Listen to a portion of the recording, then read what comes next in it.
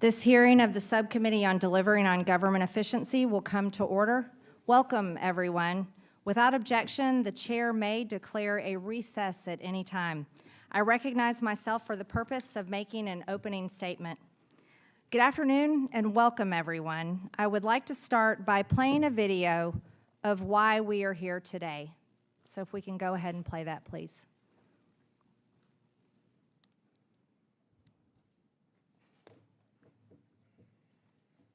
Where's our digital team?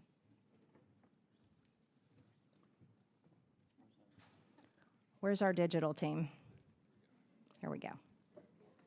Executive order to ban men from playing in women's sports. That there are only two sexes, male and female, and we are not going to tolerate biological men competing in sports or impeding in private spaces for women like myself or you. A female fencer was given the ultimate punishment for refusing to compete against a biological man. At the Portland Interscholastic Wheat Championships, a trans sophomore runner from McDaniel High School.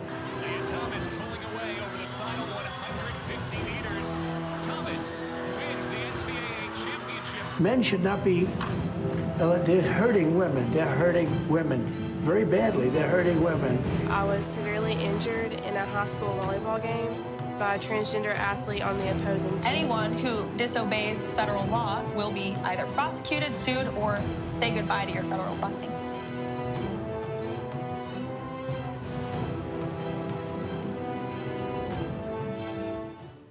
I also signed an executive.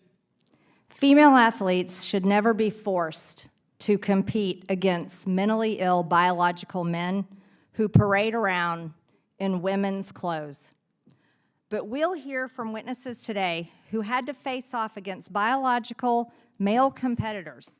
This led one to suffer a life-altering physical injury from a volleyball spike to her head. The other was thrown out of a recent fencing competition for refusing to compete against a man. Why is this happening when we have federal laws on the books intended to foster women's sports?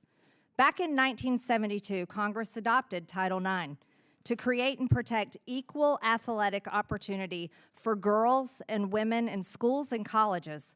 Congress included similar language in legislation governing other amateur sports competitions.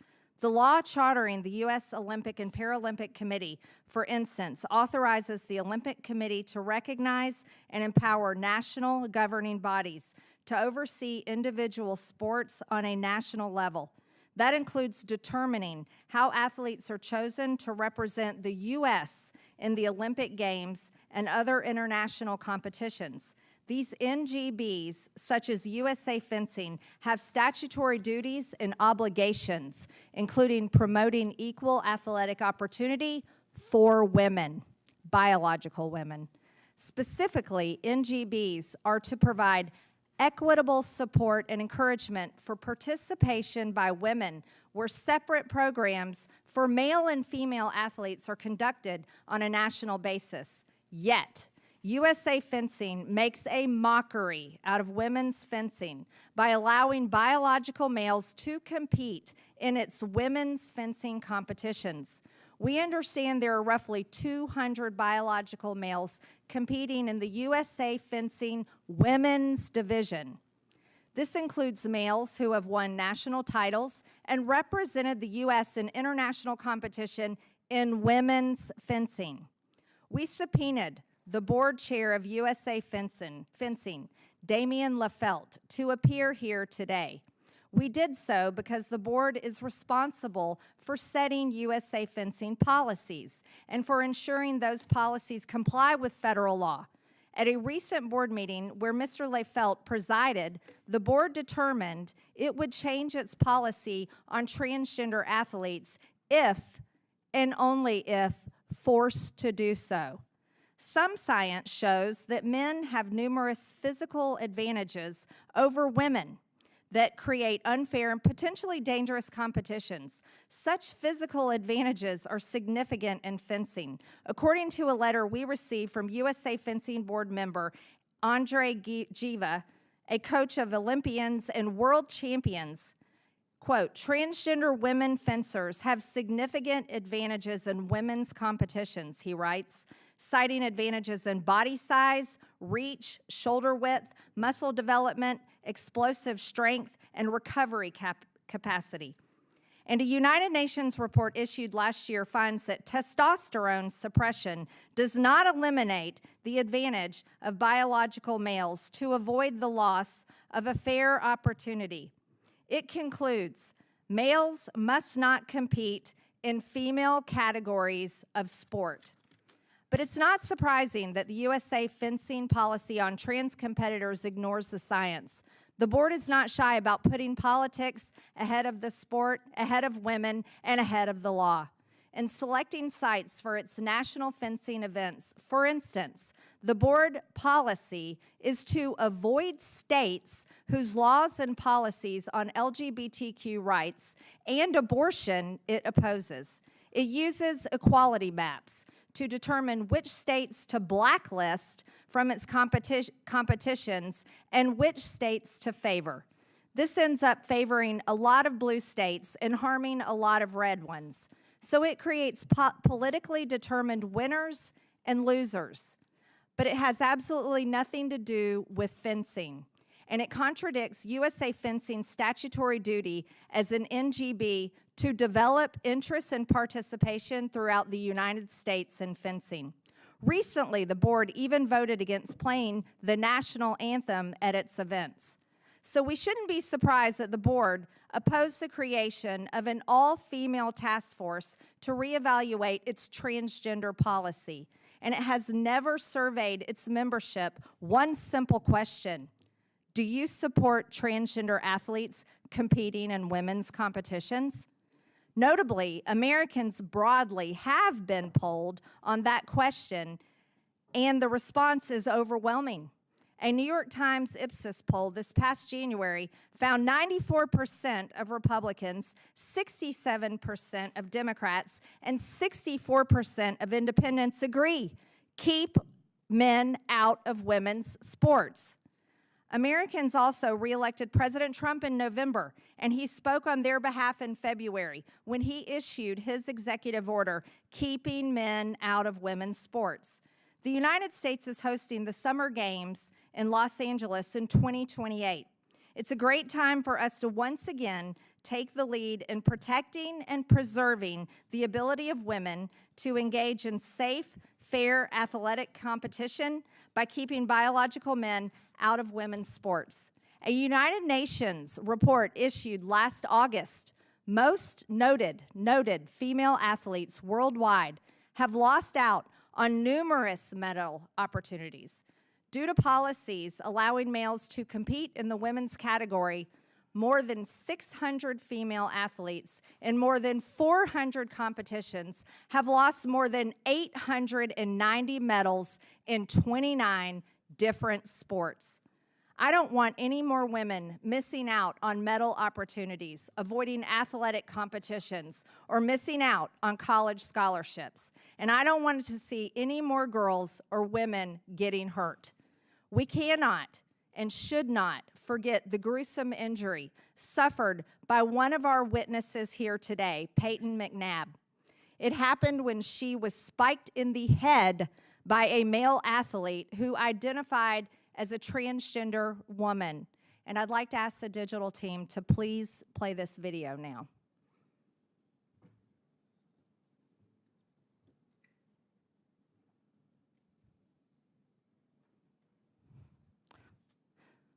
That is sick.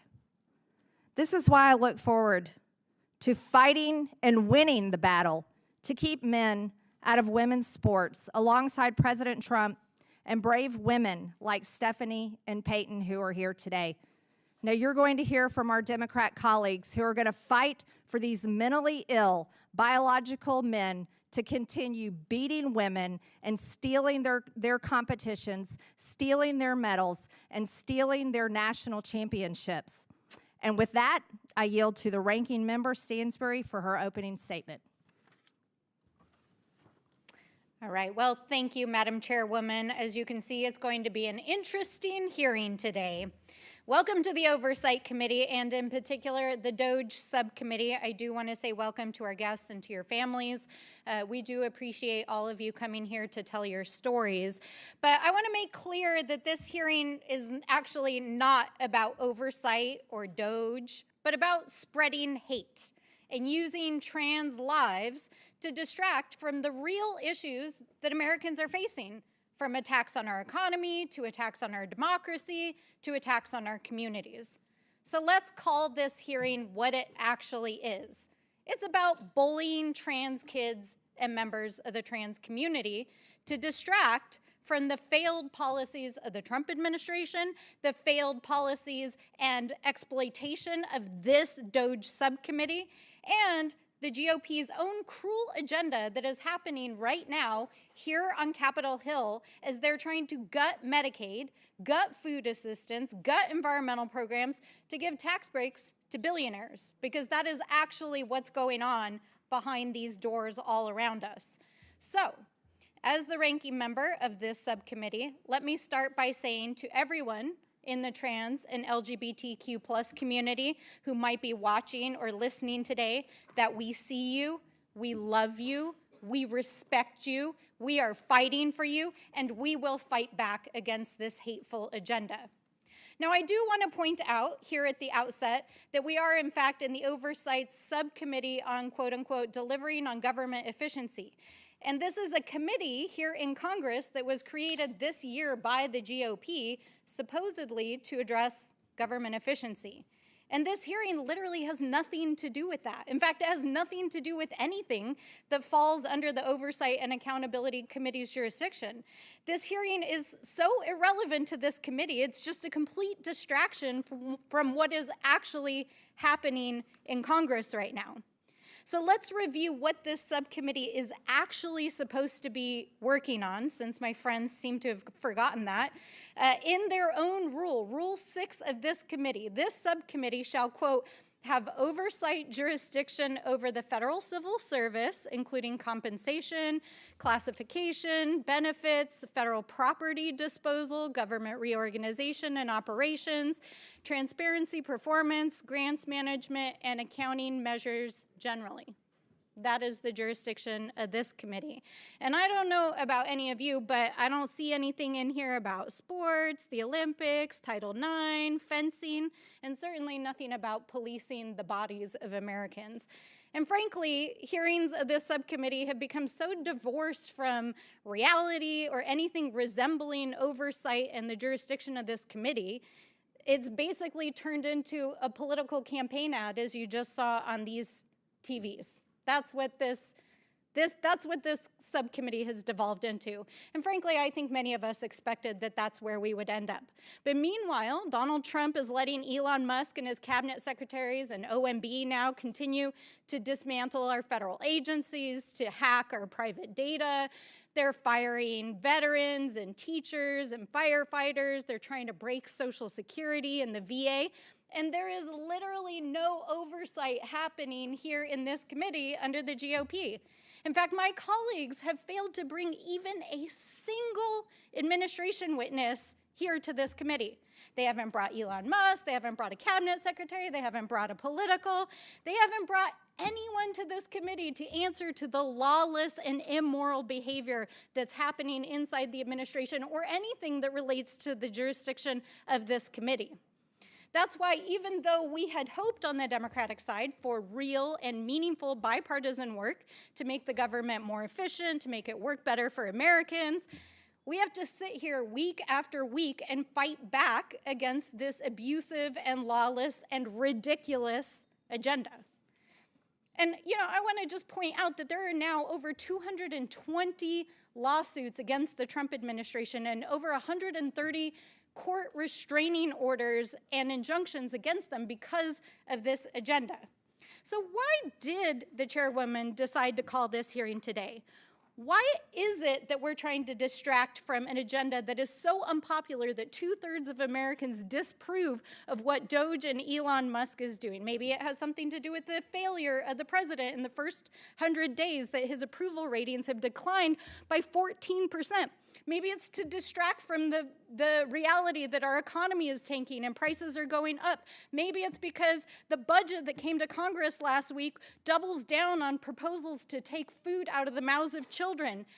Maybe it's because behind closed doors all around us, they're trying to take away your Medicaid and your food assistance. So why bully trans kids? Why take up airspace to bully a population that only makes up 0.6% of the population?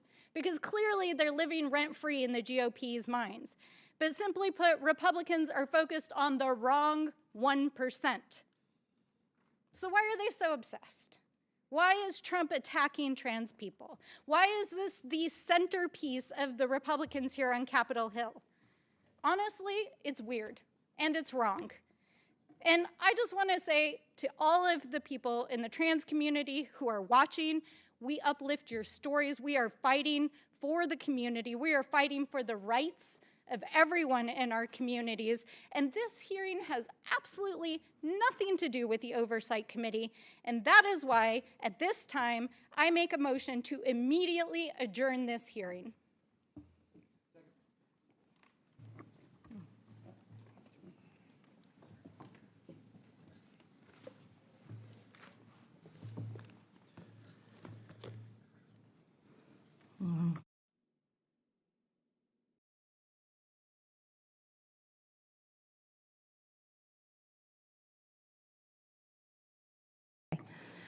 The motion is not debatable. All those in favor of adjourning signify by saying aye. Aye. All those opposed signify by saying no. No. In the opinion of the chair, the noes have it, and a recorded vote will be asked for. The clerk will call the roll. Yeah, we'll pause for the clerk.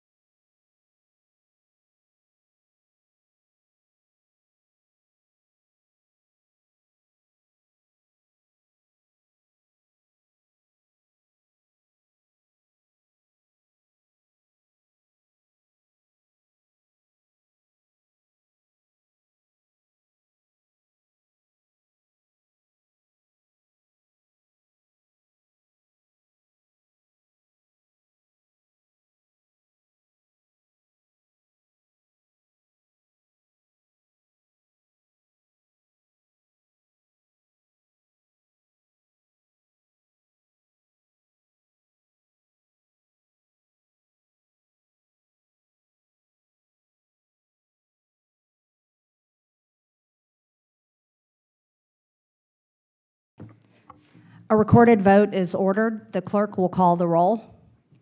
Mr. Cloud. No. Mr. Cloud votes no. Mr. Fallon. Mr. Timmons. Mr. Timmons votes no. Mr. Burchett.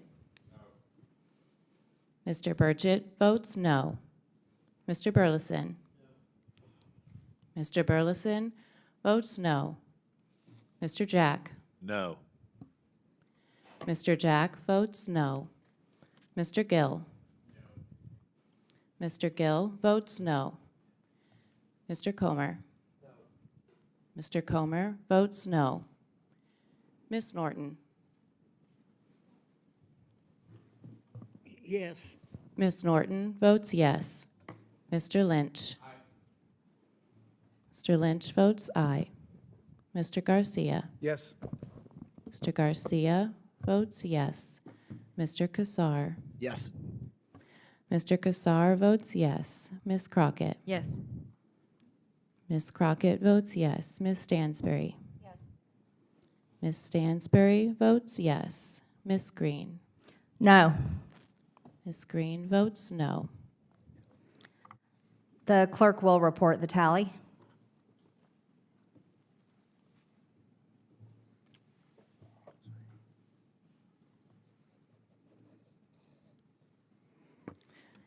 Ms. Chairwoman, on this vote, the noes are 7, the ayes are 6.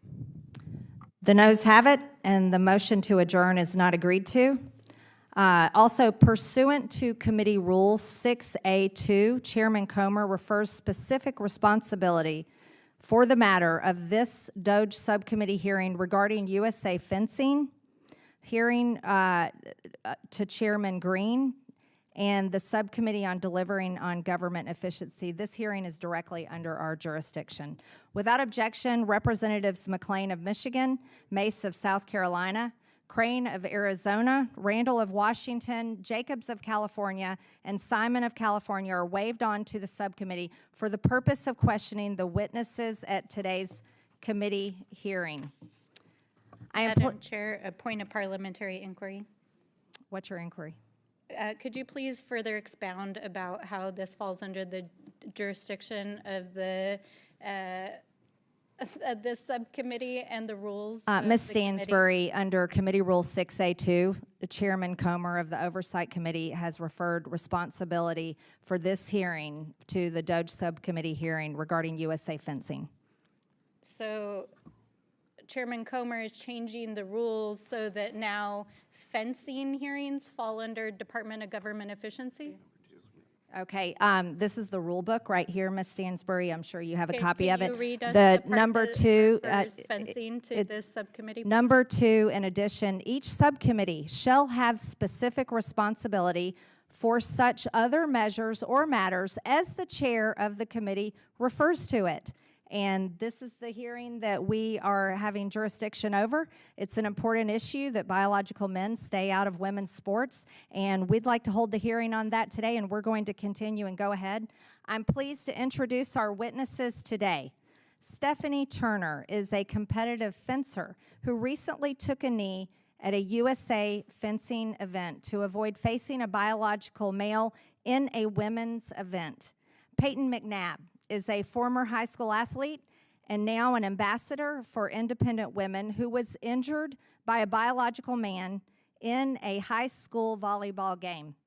Damian Lefelt is the chairman of the board of directors at USA Fencing, a recognized national governing body for fencing under the U.S. Olympic and Paralympic Committee as codified in the Ted Stevens Act. Fatima Goss-Graves is the President and Chief Executive Officer of the National Women's Law Center. I want to thank you all for being here to testify today. Pursuant to Committee Rule 9G, the witnesses will please stand and raise their right hand.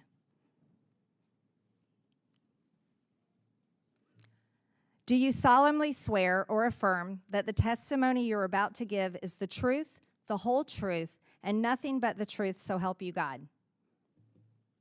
Let the record show that the witnesses answered in the affirmative. Thank you. You may take a seat. We appreciate you being here today and look forward to your testimony. Let me remind the witnesses that we have read your written statement and they will appear in full in the hearing record. Please limit your oral statement to 5 minutes. As a reminder, please press the button on the microphone in front of you so that it is on and the members can hear you. When you begin to speak, the light in front of you will turn green. After 4 minutes, the light will turn yellow. When the red light comes on, your 5 minutes have expired, and we would ask that you please wrap up. I now recognize Ms. Turner for her opening statements. Good afternoon. Chairwoman Green and Ranking Member Stansberry and members of the committee. It's a privilege to be invited here to speak to you today. I started fencing at the University of Maryland College Club team 12 years ago and became competitive within the United States Fencing Association a year later. What started as a hobby quickly became a deep passion of mine. In these past 12 years, I estimate that I have spent over 7,000 hours training and over $100,000 between lessons, club dues, competition fees, equipment, and travel. I have dedicated a significant portion of my life to this sport and competition because, like thousands of other women, I love it. My favorite part of fencing is the competition, the thrill, the fight, the triumph, and even the heartache. But lately, fair, female-only competition is harder and harder to come by. USA Fencing has over 200 self-declared members who identify as transgender. Each time a man competes in the women's category, with USA Fencing's support, it removes fair sport and takes opportunities from women. Fencing is a combat sport, a martial art of sorts. There are elements of speed, power, reaction time, distance control, footwork, and blade work, all attributes affected by sex development. It's not uncommon for a quicker, more athletic opponent to overcome the technique of another fencer. Athleticism is powerful in fencing and works in equal parts with strategy and technique. It's unbelievably demeaning to female fencers to put down the differences between men and women and any woman's loss to a man as a skill issue, or that a woman simply needs to work harder.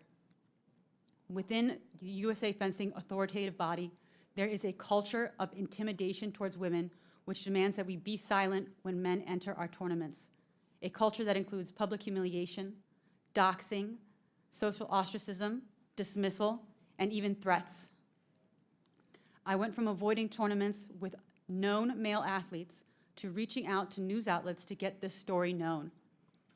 The USA Fencing, up until my protest, has been unresponsive to women's demands for fair fencing, and instead doubled down on efforts to promote male inclusion in the female category. 1 month ago, I took a knee in protest to a man competing in my category, Division 1A Women's Foil, ironically held at the University of Maryland, where my fencing career began. And the video of my protest went viral. The story of that knee began 3 years ago when I contacted Icons out of desperation for numerous men taking women's national and world titles. Leadership was not only ignoring women, but encouraging and glorifying these men. It felt like there was no place for women in USA Fencing. It took me nearly 3 years to get up the courage to come out publicly. That knee I took in protest was a cry for help and an act of desperation. The night before the tournament, I saw Redmond Sullivan's name on the registration list. I recognized his name from a Redux article as a male fencer within Wagner College's men's team, who switched to the women's NCAA team and the women's USA Fencing division. I cried the whole night and again felt betrayed by USA Fencing. I had already spent the money on competition fees and new equipment and spent hours training and refurbishing my equipment. And I had traveled down from Philadelphia, Pennsylvania to College Park, Maryland the night before in preparation for that tournament. I felt trapped. I had been defrauded of a women's tournament and sold a lie by USA Fencing. This was hardly the first time I faced fencing a man in a women's competition. In previous instances, I would wait until the last minute to register for a tournament to see if any known men would register. If they did, I would not sign up. I missed out on numerous regional and national tournaments.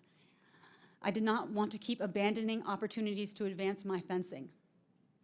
I had felt so isolated and strangled by USA Fencing for disagreeing with its transgender policy that I felt scared to speak openly online or with friends in the fencing community. I reached out to a church friend asking what I should do. We prayed together and asked God, if it is his will that I protest, that he pair me with Redmond in about that following day. The next morning, I found myself on the platform against him, and I stood down. Speaking out on this issue has made me a target for harassment and violence, as well as cost me friends. I have decided to step away from the sport I love, at least for now as well, because USA Fencing has fostered an environment where I am unwelcome in my own category. It is culturally acceptable to bully and shame women who speak up for other women. I should not have had to make this sacrifice. Women deserve to be treated fairly in sport. We deserve opportunities to train, compete, and win in women's category set aside for women. We deserve this at the lowest levels of sport, all the way through elite Olympic competition. I hope that by taking a stand and raising awareness of the misogyny in our sport, I can help ensure other women and girls do not have to take such risks to receive the most basic protections in sports. Thank you, Ms. Turner. I now recognize Ms. McNabb for her opening statement. Good afternoon, Chairwoman Green and Ranking Member Stansbury, and members of the committee. Thank you for inviting me to appear today. My name is Peyton McNabb, and I'm a sports ambassador for the Independent Women's Forum. We are a nonprofit organization that exists to expand support for policy solutions that actually enhance people's opportunities and well-being. Independent Women's motto is "Tell her story, change the world." Today, I'm here to share my story. I'm a female athlete from Murphy, North Carolina, who had my love of playing sports taken away from me. Since 2022, following a serious but avoidable injury, I've been speaking across the country, sharing my story and advocating for protections for women and girls' hard-earned rights to equal opportunity, fair play, privacy, and safety. Like many other little girls, I grew up playing sports. As soon as I could walk, my dad enrolled me and my siblings in various sports. I'm incredibly thankful for that because participating in athletics has afforded me so many life lessons and given me valuable skills. In high school, I played volleyball, basketball, and my favorite sport, softball. I was excited about the prospect of playing softball in college, but that day never came. My athletic career was hindered and cut short because I was forced to compete against a male athlete on an opposing high school women's volleyball team on September 1st, 2022. I went into this game knowing that there was a male opponent, but I felt helpless and had no idea what to do. Neither I, my team, nor the administration agreed that we should be playing against a male, but the game went on. Toward the end of the game, the male athlete went up to spike the ball, and it came right at my face, slamming into my head. The force of the ball knocked me down unconscious, while my body lay in a fencing position on the court. A fencing position is how your body reacts to a serious brain injury. Everything was dark to me. The auditorium was absolutely quiet, and my teammates were scared. That was my last day playing volleyball. Medical professionals informed me and my family of the heavy news that I suffered a traumatic brain injury, a brain bleed, and my body was experiencing partial paralysis on my right side. The doctors couldn't confirm how long it would take for my body to recover. It could take months or even years, and they couldn't confirm whether I'd 100% ever be back. While I've learned to navigate my new normal, there are several challenges that I deal with on a daily basis. Severe headaches, balance issues, vision impairment, and as my parents say, I'm just not the same kid. It is completely aggravating because the injury I suffered was 100% avoidable if only my rights as a female athlete had been more important than a man's feelings. Since then, I've chosen to use my voice to advocate for girls nationwide, especially for my younger sister, Avery. I've decided to turn my pain into purpose. I played a role in helping pass the Fairness in Women's Sports Act in North Carolina legislature, although it was initially vetoed by former Governor Roy Cooper, who ironically has 3 daughters of his own. Since speaking out, I've heard from so many girls. They see it happening in their schools, male athletes competing in women's sports. The fear of being severely injured by a male athlete who is undisputedly, on average, bigger, faster, and stronger than the average female is real. I want y'all to know that this issue is very real. I didn't realize how big it was until it personally affected me. What we are talking about is reality and basic truth. Men have an inherent biological advantage over women when it comes to sports. The advantage is particularly prominent respect to the activities where speed, size, power, strength, or cardiorespiratory characteristics determine performance. Males jump approximately 25% higher than females. Males throw about 25% further than females. Males run 11% faster than females.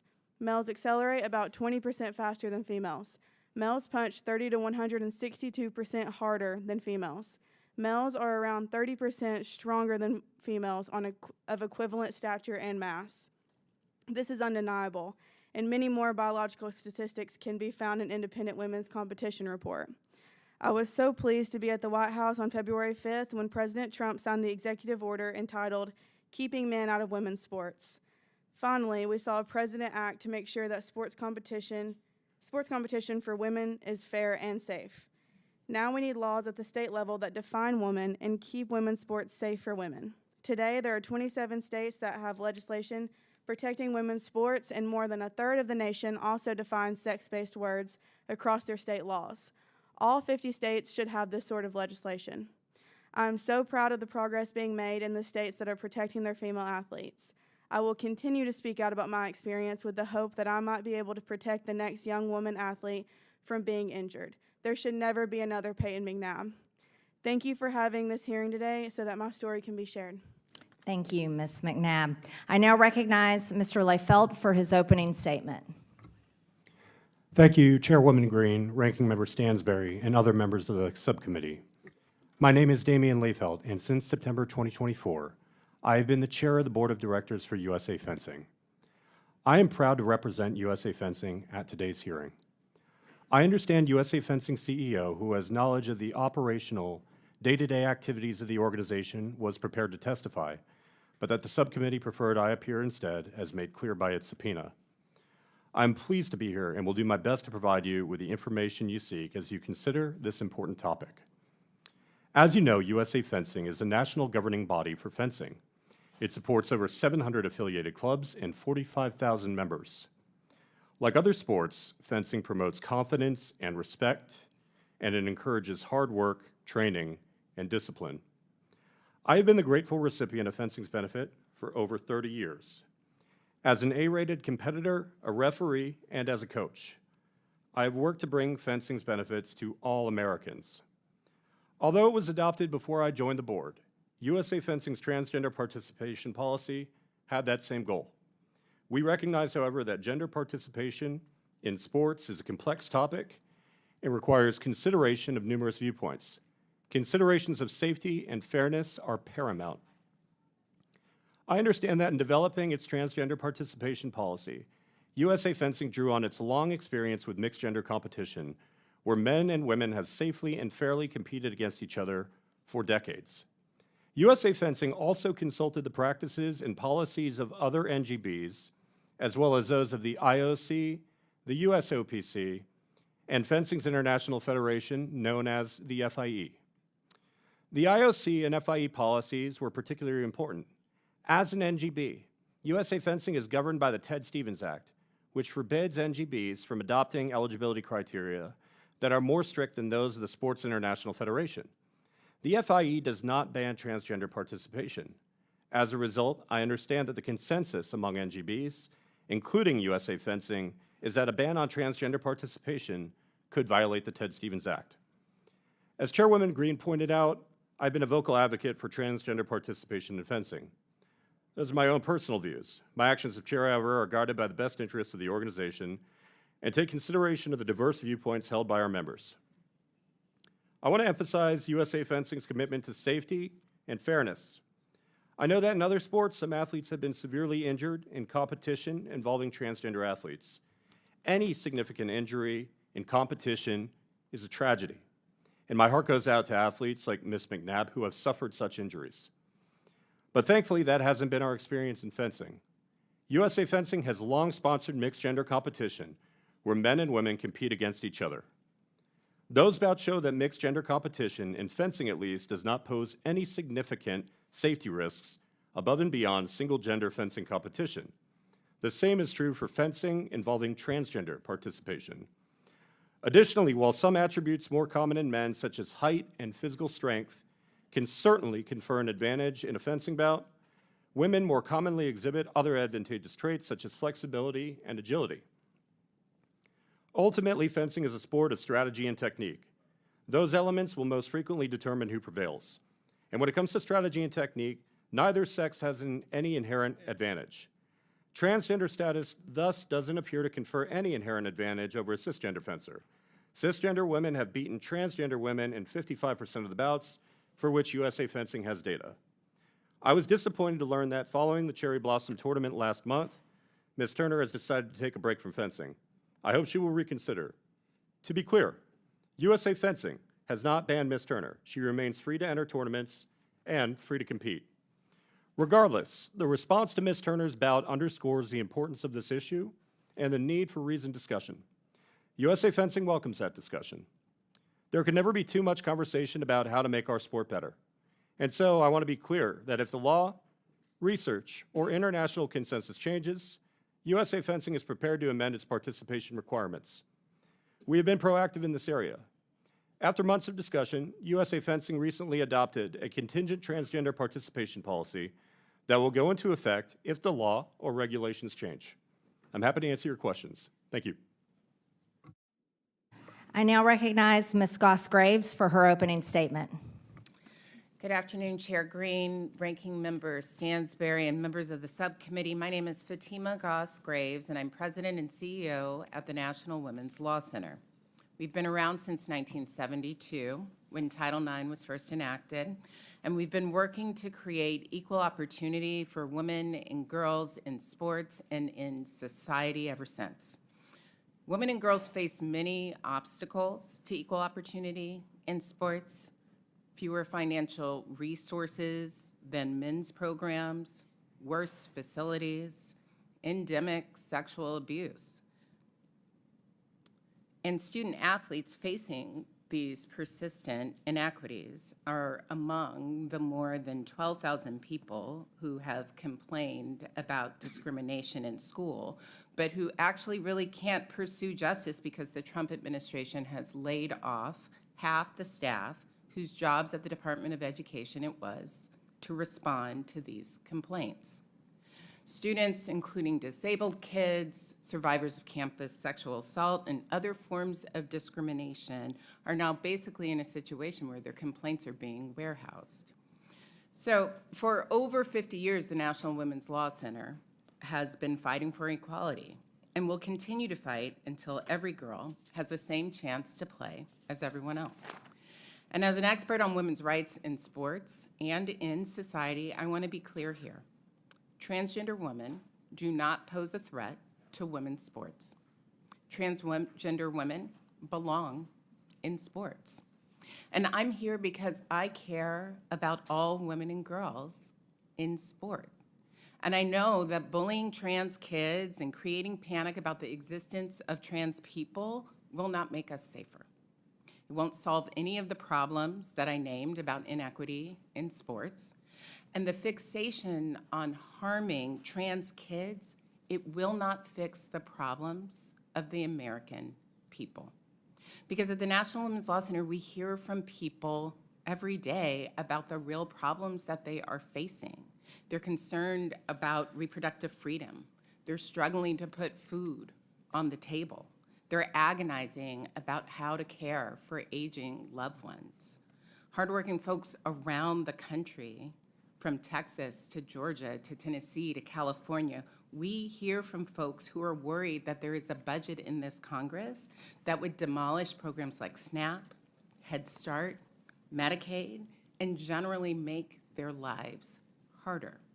And they're looking for an end to attacks on schools, on health care, child care, on workplace safety. Instead, you know, over the last few years, there has been this nonstop effort to convince the public that including transgender women in sports harms cisgender women and harms all people in society. But anti-trans sports bans, they actually harm all women. And I have just a few examples that I want to name. For example, denying trans kids the chance to find teammates who have their back, that's harmful. Or harassing Black and brown women and girls for not being, feminine enough, that's harmful. School officials secretly investigating girls' gender to make sure that they are feminine enough to play, that is harmful and that is dangerous, and yes, those things are already happening. For example, after Utah passed a trans sports ban, a state school board member posted a picture of a high school student athlete on social media. suggesting that she was transgender. She was not. But she faced such intense cyberbullying and threats to herself and to her family, they had to actually get police protection. So as president and CEO of the National Women's Law Center, it could not be more clear to me. Anti-trans bans, they hurt all women. They're wrong. We won't let them be enacted in the name of protecting women, because they don't protect women. They harm us all, and it's discrimination, period. And if the subcommittee wants to defend women, the National Women's Law Center definitely has ideas about that, ideas that will actually help, ideas that will combat the real threats to women and girls' safety and equality today. Trans women in sports, it's just not one of them. Thank you.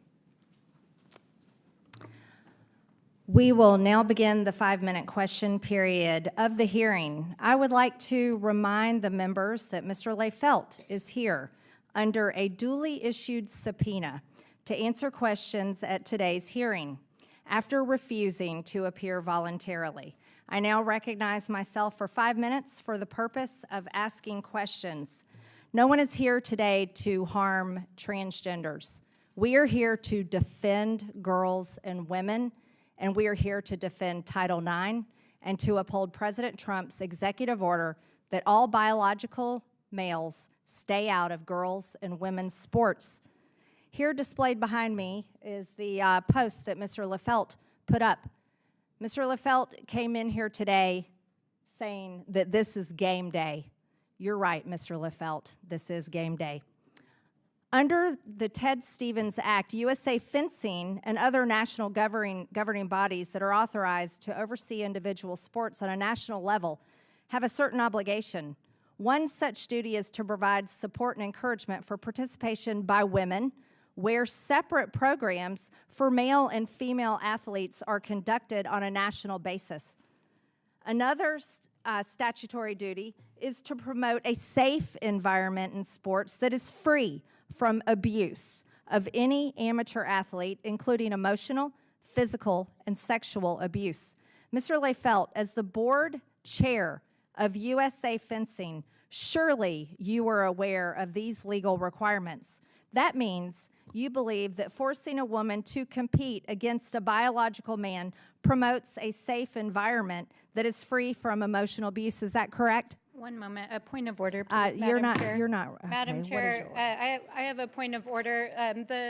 The document that you have up behind you is a misrepresentation of the actual post. It appears that you're trying to misrepresent a witness here who you use subpoena powers against. This is not, Ms. Stansbury. Ms. Stansbury, this is not a point of order. The actual picture. Ms. Stansbury, you're not recognized. Ms. Stansbury, you're not recognized. Ms. Stansbury, you are not recognized. Madam Chairwoman. You are not. This is not a point of order. Ms. Stansbury, this is not a point of order. What this committee does. You are misrepresenting the witnesses. You are misrepresenting policy. You are misrepresenting. Ms. Stansbury, you're not recognized. You're not recognized. That's not a point of order. You're abusing the rules of this committee. This is the post of Mr. Lefelt that he posted himself on his own social media. And that's exactly why we have it displayed here today, because Mr. Lefelt believes that he can take away the opportunities for women to compete in USA Fencing, and he thinks this is game day to defend biological men. Now, we're going to return to my time as chair of this committee. Ms. Turner, refusing to compete against a man cost you a 12-month probation. Did you feel you were in a safe environment, free from abuse, when you were told you must compete against a man in an all-out competition? No. No, that wasn't free from emotional abuse. Ms. McNabb, when a biological man spiked a ball into your head, were you free from physical or emotional abuse? I was not. Ms. McNabb, did you feel you were placed in a safe environment when you faced a biological male in a girls' volleyball game? No, I did not feel safe. Ms. Turner, were you safe when you were forced to go up against a biological male in your sport? No, I was not. Mr. Leifelt, do you think your perception of what constitutes a safe environment for women is more valid than that of a woman testifying here today? Congresswoman, thank you for your question. There was a study that was published in 2010 regarding the safety of sports in the Olympic movement. There were 51 sports that were assessed as part of that study. That's a yes or no question, Mr. Leifelt. Do you? Is Ma'am, that it's your a- perception? You're it's a sitting more next to a nuanced young answer. woman who received a brain injury from a biological male. Is it safe to compete against biological males? Yes or no, Mr. Leifelt? What happened to Miss? Yes or no? What happened to Miss McNabb I'll take was that as a no. Mr. Leifelt, do you think forcing a woman to change in front of a man in a locker room is abusive? Yes or no? Congresswoman. I'm not sure I Do you follow the want your question. daughter to change in front of biological men in locker rooms? Yes or no? My daughter isn't really something that should be part of this Oh, hearing, I'm gonna. respectfully. If you're not a quick no on that, we're gonna take that as a no. We're gonna switch gears to USA Fencing site selection policy. You're the chair of USA Fencing. You should be familiar. Mr. Leifelt, what does abortion have to do with fencing? Congresswoman, that policy was passed before I got on the board. However, when You're the chair of the board now. What does abortion have to do with fencing, Mr. Leifelt? I'm on the board, you're correct, and I offered an amendment to that policy back in December, Congresswoman, that allowed for more flexibility at the What, city to level. get an abortion while you're at fencing competitions? I And don't it think also so. allowed for better convenience. So we enhanced the policy More under my convenience to leadership on the Planned board. Parenthood centers. Mr. Leifelt, why does USA Fencing states abortion policies and LGBTQ policies in its site selection process to determine where tournaments are held? That's part of your site selection process, is abortion availability and states and cities that are friendly to LGBTQ policies. How is that part of USA Fencing?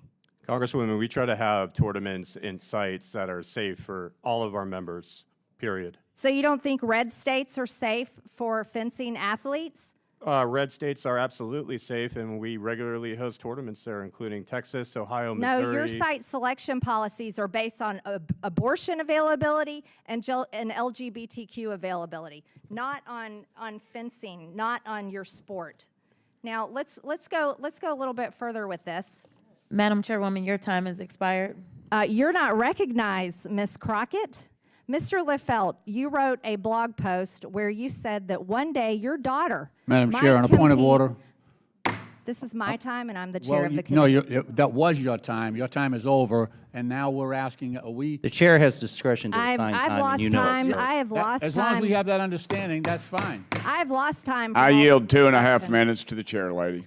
Mr. Leifelt, you wrote a blog post where you said that one day your daughter might compete against a transgender woman, a biological man. You said that if she did, you might win or she might lose. But whatever the result, you hope she doesn't care about the outcome, because the important thing is that both she and her opponent enjoy the match. That's what you wrote in your little trans manifesto. But you came here today to win. And you came here today to defeat women in their own sport. So as you stand here before this committee today, you are a man that would tell your daughter to lose and enjoy it to a biological man. My time has expired, and with that, I recognize Ms. Stansbury to defend all the trans. Point of order. Out of curiosity, is the chairwoman allowed to editorialize before every speaker on the Democratic side speaks, or is that part of her time, which we know that she went over? It's not a point of order. You're taking Ms. Stansbury's time. I know you're trying to be chair of oversight, but Ms. Stansbury is the ranking member. Chair would be better on this side. I do agree with that. It's Ms. Stansbury's time. Thank you, Madam Chair. As you can see, this is a hearing full of performance artists, not legislators. To our witnesses and guests, I do appreciate you coming today.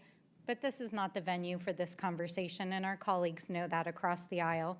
That is part of why the distraction of the gaveling and the yelling and the performance art is happening here today, because this is not an oversight hearing. This is not what the jurisdiction of the Oversight Committee is. And the chairman and the chairwoman both know that.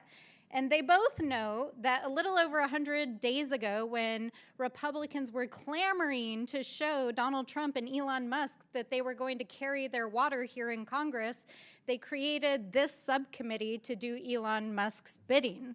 But now that he is so unpopular, that 2/3 of Americans are opposed to DOGE and Elon Musk, the honeymoon is over, my friends. And so what are they doing with the DOGE subcommittee?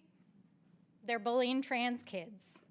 They're talking about things that have absolutely nothing to do with government oversight or efficiency or the economy or the reality that Donald Trump is tanking the economy and the reality that Americans are pissed as hell and are marching in the streets. And they're turning the DOGE subcommittee into, apparently now, a fencing oversight committee. Welcome, we're not even gonna call it the DOGE subcommittee anymore. This is called the Fencing Oversight Committee. Welcome to the Fencing Oversight Committee. But in reality, we know this is all about bullying trans kids, as they are literally over on the floor debating renaming the Gulf of Mexico this week, because they have no real agenda other than tanking the economy, taking away health care, taking away food out of the mouths of children, and basically distracting the American people while they prepare the largest tax break for billionaires ever in the history of this country. But it's not enough to just obsessively talk and think about trans people, which obviously are living rent-free in their minds. Donald Trump has put into place over a dozen executive orders and actions bullying trans people. Here this committee is trying to take their own punch. They're trying to keep trans people from using bathrooms inside the Capitol. I mean, all of this is part of their regular playbook. Do really bad, evil things, and then distract the American people by doing ridiculous things in public spaces like this. So I am very grateful to Ms. Goss-Graves for being here to break through the noise, to talk about real issues that are affecting our communities, because among the things that affect women, girls, all people are the cuts to healthcare, the cuts to education, the cuts to vital programs that our people depend on. But what I think is so important is to highlight the ways in which using public spaces like this to bully trans people creates a lack of safety for the LGBTQ plus community. And so, Ms. Goss-Graves, can you talk about how exactly what's happening here today normalizes hate and how that translates into violence and hate against the LGBTQ plus community? You know, this is exactly my deep worry. Over the last couple of years, we have seen in states around the country, and now in this body and from the president, using government to attack some of our most vulnerable people. And the hateful rhetoric translates to violence. It's trans young people who are experiencing violence in school. And it also means that we have seen an increase in incidents of suicide. So when I think about young people today who may be tuning in, I want to reaffirm that their existence is okay and that they are supported. But I also want to say very, very clearly, even though people have been spun up in this frenzy, that all the problems in the world are apparently now caused by trans folks existing, that is simply not true. And if we have a very serious and concerted effort to address rising costs, to address access to health care, to address the experiences that people are having in this country who are begging for help, this body actually could be doing that. In an oversight way even, it would be especially important to hear this body do that so that we could have a conversation around what has the impact been for people in this country, for women and girls, because of DOGE. Those are the things I hear about all the time. Yes, thank you very much. And I also The gentlelady's time has expired. I also want to acknowledge The gentlelady's time has expired. I now Madam Chair, recognize do we not have a? Ms. You McLean spoke for over from a minute Michigan. more Point of than order. your allocated You time. took a minute of my time, wasting my time on a non-point of order. The gentlelady's Madam time has Chair, the expired. I now clock was not recognize running during the Ms. point of McLean order. from Point of Your Michigan. time was not wasted. And to the trans I now community, recognize we Ms. McLean stand from- with you, with the Madam. LGBTQ plus community. We stand with you, and you can Madam break Chair. my eardrums all you want, Madam Chair, but we stand with the LGBTQ plus community, and you can gavel me till Order. This cows come hearing home will and it come to won't order. stop it. This hearing will come to order. Madam Chair, I have a This question. hearing will come to order. Madam Chair, I This just- hearing will come to order. I now recognize a point of order. Ms. McLean I from just Michigan. have a point of order. Thank you, Madam Chair. Let me tell you, Madam Chair, I yeah. had a What's your point of order. Could we just have the timekeeper, log the time between both the Democrats and Republicans, and then we rebalance them so that we each have equal time? That's pretty basic. We will consider that. Thank you. No, But stop. No. That's- You took that's- a minute of my time. that's All not a right, suggestion. okay. Those are the Enough, rules. Enough. No. No, you're wasting your Hey, time. look, That's either, not. either we go We by are the keeping rules or equal we're time. out of here. We're keeping equal time. The door's okay. open. Ms. All right. McLean from Michigan is now recognized. thank you, Madam Chair. Let me tell you what I'm here for. I'm here to protect women and girls. And for all of you young women and girls watching today, I hear you. I hear your stories. I hear your bullying stories. I hear your uncomfortableness. Because you see, sometimes young women and girls get trampled over. But let me tell you what I'm here for. I'm here as a mother and as a coach and as an athlete to stand up for the rights of women and especially young girls. That's what I'm here for.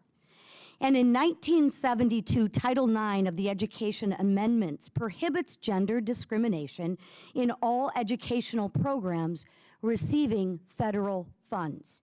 And I'm here today because women have had to fight for every God-given right, and I'll be damned if we're going to go back on that. When biological men invade women's spaces, our rights are violated, and our spaces are violated. Now, my colleagues on the other side of the aisle constantly talk about following the science, but this makes it clear that this is merely a disingenuous slogan. So let's follow the science for a moment. Not opinions, but science. So, Ms. Graves, what is the average difference in skeletal muscle between biological men and biological women? So I'm definitely not a scientist, but I can tell you about the studies that have been done looking at transgender athletes, cisgender athletes. It's a great answer to a question I didn't ask, so perhaps I can help you. So the answer, I think where you're trying to go is there an inherent Is there a advantage for biological transgender difference women between men and in women? all contexts? And the answer is no. Okay, right now. Okay. The answer is no. Okay, let me educate And you. the reason Okay, that I can reclaiming tell my you that time. the answer is no is because UCLA has studied this. They did a study of The studies. gentlewoman's reclaimed her time. Ms. McLean's recognized. So I'll educate you. I'll tell you, men have 30 to 40% more skeletal muscle than biological women. That's not right. That's not wrong. That just is what it is. I was going to ask you what is the difference in upper body strength, but I don't think you know that either. So I'll answer that question for you as well. Biological men exhibit 20 to 50% greater upper body strength, and 25 to 30% lower body strength than biological women. That's just the science. Ms. Graves, you stated your organization's mission is to ensure safety and opportunity for all girls. Was Peyton McNabb safe on September 1st of 2022? It sounds like she definitely wasn't. And Thank what happened you. to her was tragic. I would argue, though, Thank that the answer is to ensure that people can't spike volleyballs into people's heads. That seems unsafe. Thank no you matter for your who's answer, spiking Ms. the ball. Graves. So I will reclaim my time on that. So here's the inherent problem. If I would say I'm a 6'2" blonde supermodel, you agree with that statement? I know my husband does, but does that make it true? I'm not sure how tall you are because you're sitting down, but I'm assuming you're not blonde. Look like a 6'2" blonde supermodel? No. Okay. But I identify as one, okay? Just because I identify as one doesn't make it true, but let's go ahead and say for a moment it's true. The issue that I have for the young girls is you can live in your reality. You can live in your reality. But when your reality intrudes on my safety and puts another person at harm or in harm's way, that's when I have a problem with it. When you want to live in your distorted reality, you can do that. But that doesn't mean everybody else has to do that either. Because I will ask you one other question. Can a 43-year-old man identify as a 13-year-old boy? Ms. Graves?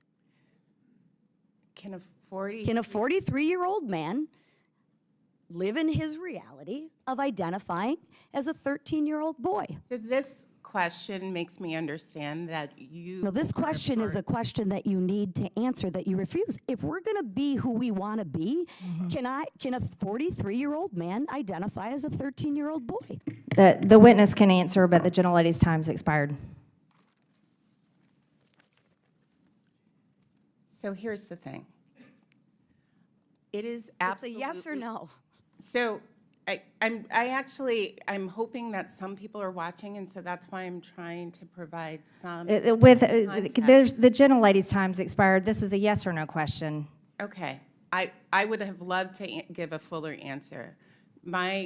Here is my answer to you. The answer is no, that an adult can't be a child. Why they identify as one? Okay. Thank you And very there much. is- Thank if you you'd for like me to answering the provide question. a The gentlelady's fuller time's answer, expired. I'm I now really happy to recognize do that.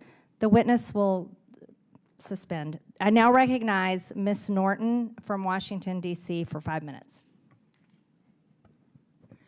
This newly formed subcommittee has been nothing but a sham so far, this Congress. But this hearing takes this subcommittee to a new low, one of hate and bigotry. I have spent my life fighting for civil and human rights of all Americans. I did so in the civil rights and women's rights movements, as a lawyer, as chair of the New York City Commission on Human Rights, and as chair of the United States Equal Employment Opportunity Commission. And I do so now as the only member of Congress representing the more than 700,000 residents of the District of Columbia who are denied voting representation in Congress and full self-government despite paying full federal taxes. I am disgusted this subcommittee would use its power to target transgender people. But since this subcommittee is intent on talking about safety, let us talk about it. Ms. Goss-Graves, last year, the Center for American Progress found that nearly half of transgender adults experience discrimination in public spaces. What kind of discrimination do transgender people face? So transgender people face a wide amount of discrimination. They have trouble getting hired. They're more likely to experience harassment at work, in school, in other settings. They experience violence. Disproportionately, transgender women experience violence. So the types and forms of discrimination that the Equal Employment Opportunity Commission used to track thoroughly is vast and could and should be the subject again of this committee. The committee could look at the wide range of discrimination that transgender individuals are experiencing at work And what is happening now at the EEOC, now that it is not treating that type of discrimination in the same way that it used to. Please discuss the violence transgender people face. Well, it is everything from sexual violence to assault in a lot of different types of spaces that, you know, one might feel safe ordinarily for trans people, especially when the rhetoric has increased, especially when at the highest parts of our government, they are suggesting that it is okay to insult and to make it seem like transgender people are less than human. And it is, you know, what I think both our laws and you know, my moral compass requires that anytime there is an organized effort to demonize a small group of people, that our laws have something to say about that. We should scrutinize the why. We should make sure there isn't harm. But my own moral compass, I will say, has something to say about that, about any time a group of people experiences the level of hate and discrimination and violence. It's up to all of us to show up. Discrimination and violence should never be acceptable. We cannot allow these against anyone. Today's attack on transgender people is a blatant attempt by the Republican majority to distract from the real harm they are causing Americans through their disastrous policies. They are proposing taking away health care and food assistance from tens of millions of Americans to give tax cuts to the wealthy and corporations. Ms. Goss Graves, if Republicans make these cuts to Medicaid and food assistance, how will this affect the health and well-being of women across this country? It will be disastrous. Almost half of births in this country are paid for by Medicaid. Women around the country and their families' lives can be upended by having access to health care one day and then not the other. And it will also change access to health care in entire regions. There are large parts of this country, especially in rural areas, that do not have enough health care systems. And if Medicaid is gutted, that will only make for more health care deserts. And the last thing that I just want to say about this is that Medicaid is sort of the backbone of long-term care. So the gentlelady's time has expired. I now recognize Mr. Cloud from Texas. Thank you, Madam Chair, and I appreciate you holding this hearing. And I especially want to thank Ms. Turner, Ms. McNabb for being here and telling your stories, not only coming before Congress and talking to us, which is bold and heroic in its own right, but taking the stand that you've taken, and for Ms. McNabb for continuing to tell your story. I am sorry that you've been put in this type of situation where you're at a critical moment in our history where this is an issue that we're having to deal with. But I admire you for your courage and thank you for being there. As a committee, we're bringing this up in part because of the Ted Stevens Act that Mr. Liefeld mentioned. The U.S. Olympic and Paralympic Committee is a congressionally chartered entity under that act, and the USOPC, therefore, and its NGB derivatives, the National Governing Boards, have to abide by federal law. And so we have Title IX, which says that these organizations will not discriminate based on sex. And then we have lately executive orders where President Trump issued an executive order keeping men out of women's sports. He did this to rescind the funds from educational institutions that deprive women and girls of their fair athletics opportunities, and to oppose male competitive participation in women's sports more broadly for safety, fairness, dignity, and truth. It's interesting to note that he referenced in that a previous executive order, 14168, in which defined a female, which it seems that the left has a very difficult time doing, a person belonging at conception to the sex that produces the large reproductive cell. And so we have a pretty clear definition of the guidelines that you should be operating by and other organizations that are embracing sports and chartered by. And so it does fall under our jurisdiction as Congress to consider whether or not you and these other organizations should be stripped of your certification under the Ted Stevens Act. And so we have to continue to look at this and just talk about this issue. A recent UN report that the chairwoman mentioned notes that as of March 2024, over 600 female athletes in more than 400 competitions had lost 890 medals, 29 different sports, to males, explicitly concluding that males have certain performance advantages in sports, which Ms. Graves seems to not agree with. This report also notes that injuries have included knocked out teeth, concussions resulting in neural impairment, broken legs, and skull fractures. And it boggles the mind, Ms. Graves, that time and time again, what we have is mediocre male athletes turning into champions in women's sports, and you continue to think that there's not an advantage. I'm puzzled by that. Is that a question? How do you? Yeah, well, first I just have to say the idea that someone who identifies as a man would instead live their entire life as a woman. That's not answering the question. Is how a mediocre competitor becomes a champion overnight? Did they have the a good notion day? is? I'll move on. Sort of absurd. If you were to compare world-class, world record times in track for women's sports compared to the male Texas high school meet that happened just recently, you would find that the male high schoolers beat world record times virtually in every single race as female world-class record holders throughout history.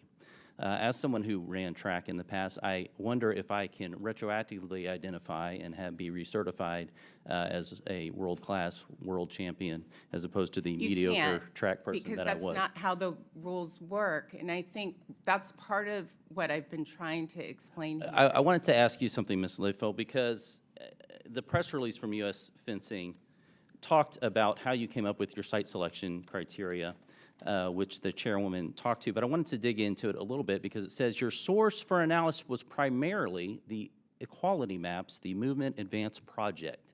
Now, this is not, if you go to this site right now, what you would find on its homepage is a bunch of voting turnout information, how we could advance leftist, Marxist agenda, primarily Democrat agenda all throughout the country. There's maps to do it, ways to be engaged, all these kind of things. This is not at all any sort of nonpartisan sporting effort or anything along those lines. And one thing DOGE has uncovered has been the fact that all these NGOs have been funded, and thank you, Madam Chairman. Okay. I apologize, I ran out of time. But the point is it's a political organization, not any sort of nonpartisan.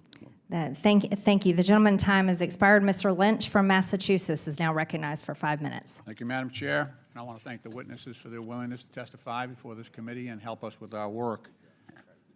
I do want to go back to the point that the ranking member raised, and she is correct in pointing out that about the lack of jurisdiction of this subcommittee for the matter before us. This subcommittee was created for the opportunity to confront the economic inefficiencies in our government. And that's exactly why most members chose to serve on this subcommittee, because of the issue involved.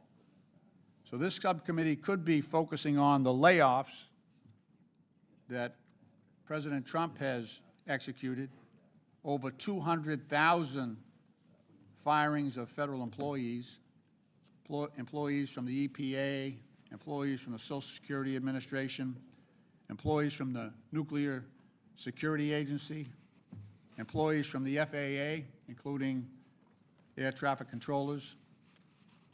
The President has fired NIH researchers working on Alzheimer's and cancer research. This subcommittee could be addressing the layoffs of 3,000 workers at the VA. I mean, that does affect the efficiency of our government programs. President Trump's laid off nurses, internists, physical therapists, and staff who care for our wounded veterans all across America. He's even laid off people from the Veterans Suicide Hotline in the middle of a veteran suicide crisis. This subcommittee could be holding hearings to find out why we have 250,000 people, veterans, on a waiting list for benefits and treatment at the VA, and why veterans should be waiting months for an appointment. Veterans' benefits are special, Madam Chair. They're special obligations of our country because those veterans' benefits are obligations that exist because of courageous service previously rendered by our veterans. Every eligible veteran laying in a VA hospital bed all across this country has honorably served. By definition, to be eligible for that care, they have honorably served in uniform on behalf of this country, on behalf of us all. And from Democrat to Republican administration, we have always maintained that veterans' benefits must be rendered. We must keep our promise until now, until this administration, until now. We've also been hearing from farmers who are dealing with Trump's tariffs all across America. We could be addressing the impacts of the Trump tariffs on all of our states. If those tariffs are impacting the export market for cranberries in Massachusetts, I can only imagine what's going on in Iowa and Georgia and Kansas and Illinois and Indiana. The great state of Georgia, with $83.6 billion in agricultural production last year and 325,000 agricultural-related jobs.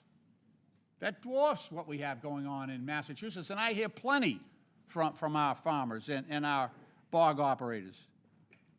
Madam Chair, since President Trump launched tariffs against 140 countries at the same time, and then they retaliated against us on our farmers, we've seen the landscape change. Those 140 countries have shifted their major contracts to places like Brazil, Venezuela, Canada, Europe, and away from Iowa, Ohio, Georgia, Indiana, and Illinois. That's what we should be talking about in this committee. You know, one of my first cases as an attorney, I represented a women's swim team at one of our local high schools, Boston Latin Academy. So I believe firmly in women's rights in athletics. We've come too far to let that regress. But I hope someday we actually have a hearing here to talk about gender dysphoria or gender incongruence, so we can get doctors and families in there whose families and kids are suffering from that disorder, rather than simply punching down at some of the weakest people and most vulnerable people in our society. Madam Chair, I thank you for your courtesy, and I yield back. The gentleman yields, and now... Madam Chair, I had some items to submit for the record. If that's... Yes, go ahead. Wanted to submit for the record a November 22, 2003. Here's the latest on USA Fencing Tournament site selection. It's a press release from the U.S. Fencing Tournament. The U.S. Track and Field Statement regarding transgender transsexual policy. The USA Gymnastics Transgender and Non-Binary Athletic Inclusion Statement. The U.S. Weightlifting Athlete Gender Inclusion, Competitive Equity, and Eligibility Policy. The U.S. Tennis Association Transgender Policy, Inclusion Policy. And finally, ironically, the National Women's Soccer League, I'm not sure if they know what women is, but their policy on transgender athletes. Without objection, so ordered. I now recognize Mr. Fallon from Texas. Madam Chair, thank you. For the next 5 minutes, we're going to live within the bounds of reality and actually use real science. Human beings with an XY chromosome will be referred to as male or men. Human beings with an XX chromosome will be referred to as female or woman. Mr. Layfeld, what is your current position? within USA Fencing? I'm the chair of the board of the directors, sir. Okay, and in that role, is it fair to say that you celebrate transparency and promote fairness? I would certainly hope so, sir. All right, great. Congress has oversight over USA Fencing. Are you here today to testify of your own volition? I'm here to testify on behalf of USA Of your own Fencing. volition? Did you come voluntarily? No, sir, I was You subpoenaed. did not. You had to be subpoenaed, is that correct? Yes, sir. I have to give you an F on that count right here for transparency. Let's go, did you recently change your social media profile from public to private? I did, sir. Okay, was that before or after you got wind that you might end up being here today? That was around the time that I was receiving death threats and anti-Semitic messages from a Also number of happened to people, be sir. right after you found out that you might be here, correct? I can't recall, sir, You're under specifically oath? when I went yes, private. Yes, that is April 14th, and you did it after. So I'm going to give you another F, 2 counts for transparency. Let's talk about fairness, because you said you wanted to be fair. There are 2 competitive classes in USA Fencing, yes? 2 divisions, men and women? That's correct, sir. Why is that? There's also a mixed event, I should add. Mixed event is a plurality of our events. But you have, but to be specific, because we have limited time, you have a male division and a female division. Is that correct? We also have a mixed division, But do you have sir. a male division and a female division, yes? We have a male You do, division, okay, we have a thank female you. division, we also So, have mixed events, which represent a so plurality do you of our allow events. men to compete against women? In mixed events, sir. Okay, but not again. There is a distinct class for just women. Yes? Yes, there is a women's event, Thank yes, you. We're sir. getting somewhere. Now, that is because I think you would agree that in general, maybe not because Ms. Graves doesn't, that men inherently have some physical attributes that give them an advantage. Would you agree with that? I would agree to an extent, sir. Okay, There's so let's some go studies let's within, talk about, no, within I have to fencing reclaim my that, time, Madam Chair, yeah. I'm going to reclaim my time because, for instance, Okay. there is increased muscle mass, generally speaking, with men, which makes them faster and stronger. They're better adapted with cardiorespiratory capacity, lungs, helps with endurance. Men are generally taller, have stronger bones, and they have different skeletal structures. You got to know this. The pelvis in men are more narrow, and the small Q angle that attaches the hip to the knee joint. That's important because the more narrow that Q angle is, the more force than you can project. Now, that's only important in sports that require standing, squatting, kicking, or pedaling. And then you also have a sex difference in the angle of the humerus and the ulna at the elbow. And the more narrow and the smaller that angle is, that projects more force upon extension in only sports that involve throwing, thrusting like in fencing, hitting a bat, racket, or stick. So, like for instance, what my colleague said, Will Thomas was 462nd best male swimmer for 3 years. And then he was winning events when he competed with women. Female gold medalists in the 100, 400, and 800 would not even qualify to compete for the gold in the men's division. Marathon, the best marathon female would be 90th against the men. Best triathlete female would be 50th against men. And Major League Baseball has had exactly 0 women play on an opening day roster. NFL, NHL, NBA, again, 0. So let me ask you this question. I'm very curious to hear your answer. Yes, sir. Would you do you think it's fair for a man that identifies as a man to directly compete against a woman? In a mixed event, sir. Okay. So you think that's fine? A man can compete against a woman in the women's division?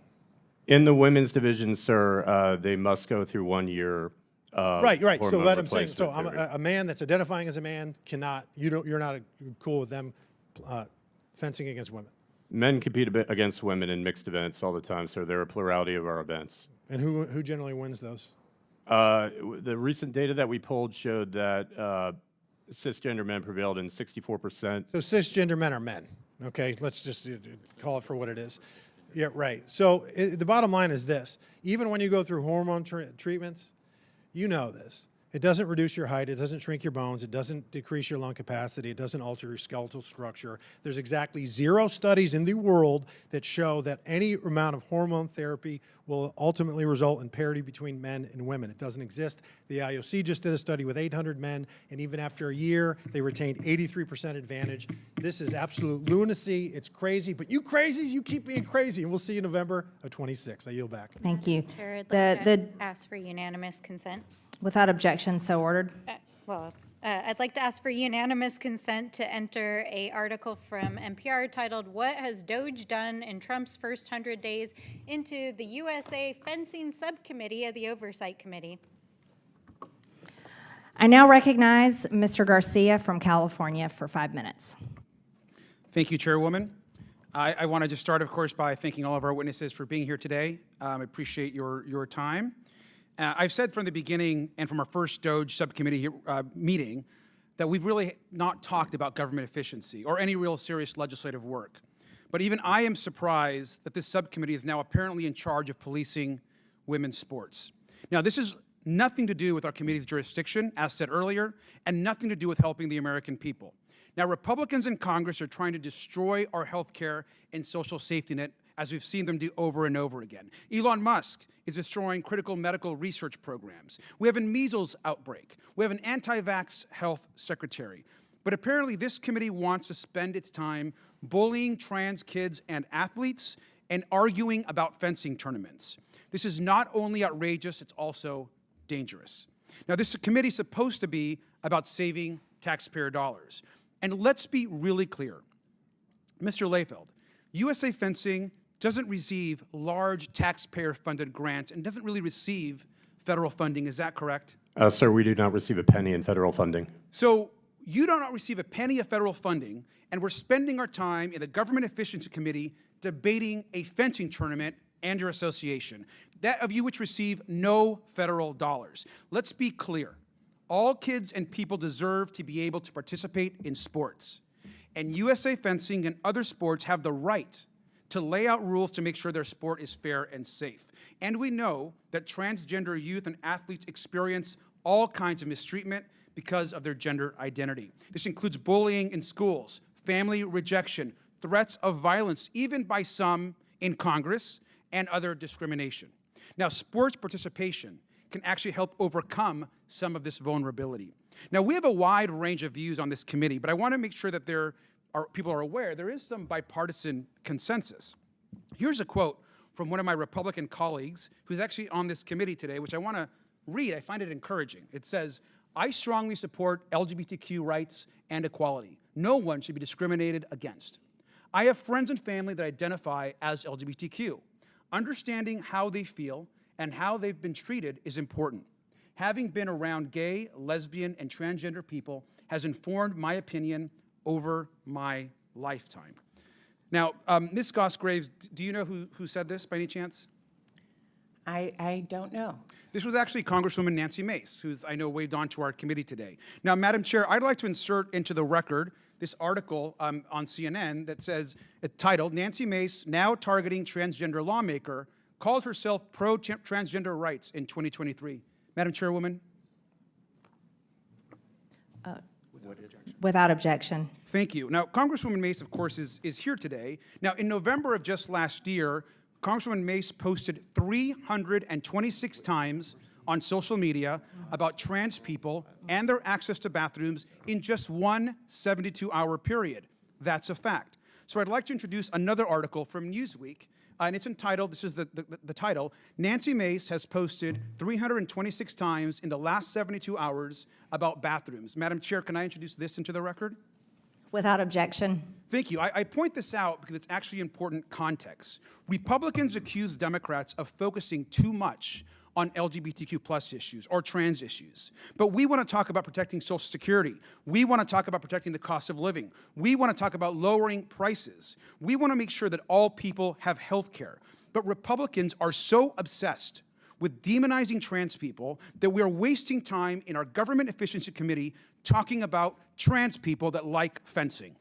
Now, let's remember, according to congressional testimony from the head of the NCAA, there are less than 10 trans college athletes in 2024. That's less than 10 out of 500,000 total NCAA athletes. Less than 10 out of 500,000.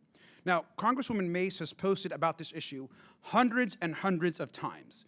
That's equal to hundreds of individual posts per athlete. All the while, we're ignoring the real issues. I want to remind everyone that we've seen 935 confirmed cases of the measles as of May 1st, according to the CDC. Nearly 1,000 children are getting sick, while our country is hit by crisis after crisis.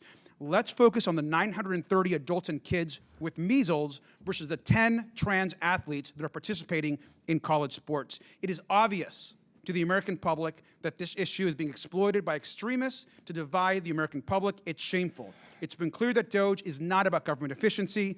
It's an attack on vulnerable people. And with that, I yield back. The gentleman yields. I now recognize Mr. Timmons from South Carolina. Thank you, Madam Chair.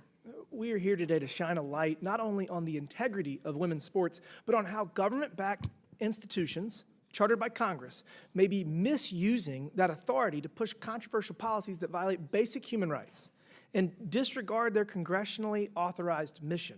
When an organization abuses authority delegated by the government, it is within the purview of this subcommittee, plain and simple. I realize my colleagues across the aisle don't understand that.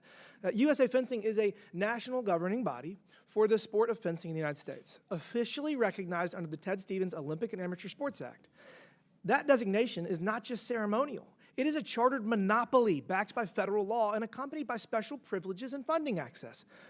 That status comes with an expectation that NGBs serve all athletes equitably, promote excellence, and adhere to national interests, not ideological crusades. Yet recent events raise serious questions about whether USA Fencing has abandoned its mandate, is wasting resources, undermining athletes, and jeopardizing the integrity of women's sports, all while flying under the flag of a federal endorsement. We've heard USA Fencing speak about inclusion, but what about transparency and fairness, especially toward female athletes like Stephanie? We are having this hearing for women's rights, and we know the difference between a man and a woman. That's why we are here. Stephanie Turner and Peyton McNabb's rights have been violated. What's worse is they have been violated by an entity operating under the color of federal law, an organization that bears the name of our great country as bestowed by Congress in 1978. And I can assure you that in 1978, the members that voted for this law would be horrified. They would be horrified that we have to have this hearing. Mr. Leifeld, you said earlier that the Ted Stevens Act prohibited you from discriminating against biological men that identify as women. What are you referencing? Congressman, I may have misspoke. I don't recall saying that. Could you remind me specifically what my words were in that scenario, Specifically sir? said that the statute, that you were statutorily prohibited from telling transgender men that they are not allowed to participate in women's competitions. Sir, I believe what I was referring to was a statute within the Ted Stevens Amateur Sports Act which prevents any NGB from being more restrictive than their international federation. We have consulted with very competent legal counsel. Are you familiar with the executive order signed by President Trump right here? Yes, sir. Okay, so Madam Chair, I'd like to submit this for the record. Without objection. So a couple things. One, this executive order prohibits all entities that receive federal funds, which I know you do not, of allowing transgender men to compete in women's sports. So that's basically your entire pipeline. Your main purpose is to be competitive, is to figure out who we're going to send to the Olympics, or one of your main purposes. Is that fair? That's correct, sir. Okay, so you have women that are participating in high school and in college, and they're never going to compete against transgender men because that's federally prohibited. And by the way, this executive order also says that the Secretary of State shall use all appropriate and available measures to see that the International Olympic Committee amends the standard governing. We're going to fix this, and you're lagging behind us fixing it. And what's going to happen is we're going to amend the Ted Stevens Act to literally, you're going to lose your federal charter. And I appreciate that you did adopt a contingent policy, but why do we have to do this? You're really creating a problem where no problem should actually exist. And if all this isn't enough, I'm going to just highlight something you had on your website. I mean, this is just pretty insane. What statutory or moral authority is granted to USA Fencing in its charter to determine who in our society is oppressed? Congressman, forgive me, I can't. Hey, this is on your website. But if I could go back to something you were saying before, sir, about changing the law and what you were talking about with the executive order. Correct, sure. All right, thank you, sir. We will be prepared to pivot as soon as the Ted Stevens Amateur Sports Act changes. You might get the FIE, penalized the a little more, IOC. though. I mean, I have a feeling that we're going to write the statute in a way that if this is a problem when the statute becomes law, we're probably going to have some additional clauses in there that removes rights and abilities. But look, I mean, you do you. And we will follow the law, sir. the law is going to be punitive. I can assure you of that. We're not going to let this stand, and it's going to get fixed. And anyways, I want to go back to this. So you say on your website that so Vietnam veterans are an oppressed group versus veterans. Why does a veteran of a war in Afghanistan or Iraq have how is a Vietnam veteran oppressed? Sir, I've actually never seen this, but I want to be It's on your clear. We have an website. appreciation for all of our veterans. We have Well- many who have one individual who served our country admirably, was disabled by an IED in Iraq, and we very, very much You need to appreciate delete this off your website. all of our veterans, sir. Without a, yeah, thank you. Madam Chairwoman, I'd like to ask for unanimous consent to enter something into the record. Without objection. Madam Chairwoman, I'd like to enter an article from USA Today entitled "Millions of People Would Lose Their Coverage Under Trump-Backed GOP Plan to Cut Medicaid." This is the CBO score that came out today. We want to talk about Without things that are objection. horrifying. Without objection, How about the so ordered. millions of Americans that'll lose We're their not reading the healthcare? article without objection, so ordered, just the title. I now recognize Mr. Kassar from Texas. Madam Chairwoman, I want to start off by acknowledging that this morning, the nonpartisan Congressional Budget Office announced that more than 5 million Americans can lose their health care because of the Medicaid cuts being pushed by Republican members of Congress. So, of course, Republicans on the Government Efficiency Committee are holding an emergency hearing on semi-pro fencing. Not fences like the kind that goes around a building, but like the sport with the swords. And I've knocked on thousands of doors and talked to thousands of Republican, Independent, and Democratic voters in my career. And not a single time has someone flung open their door and said, "Thank God you're here, Congressman. I want to ask you about transgender people fencing." It's just never happened. I've never even met a fencer before. I've just seen it on The Parent Trap. I'm sure it's a great sport, but what the hell are we doing here? Seriously, we're here because Chairwoman Marjorie Taylor Greene thinks that if she picks on vulnerable people, like trans folks, she can avoid having a discussion about the allegations of insider trading against her. She thinks that she can distract from the fact that Trump and MAGA Republicans are raising your costs every single day, suppressing your wages every single day, stealing your taxpayer dollars every single day, and threatening your health care. That's the reason we're at this crazy hearing today. Here we are in a subcommittee supposedly about government efficiency, spending hours upon hours trashing trans people and talking about trans folks in sports. There's more members on this committee than there are trans people in all of college sports. Of the 500,000 student athletes in America, about 10 of them are trans. Not 10,000, 10. In Olympics, there are even fewer.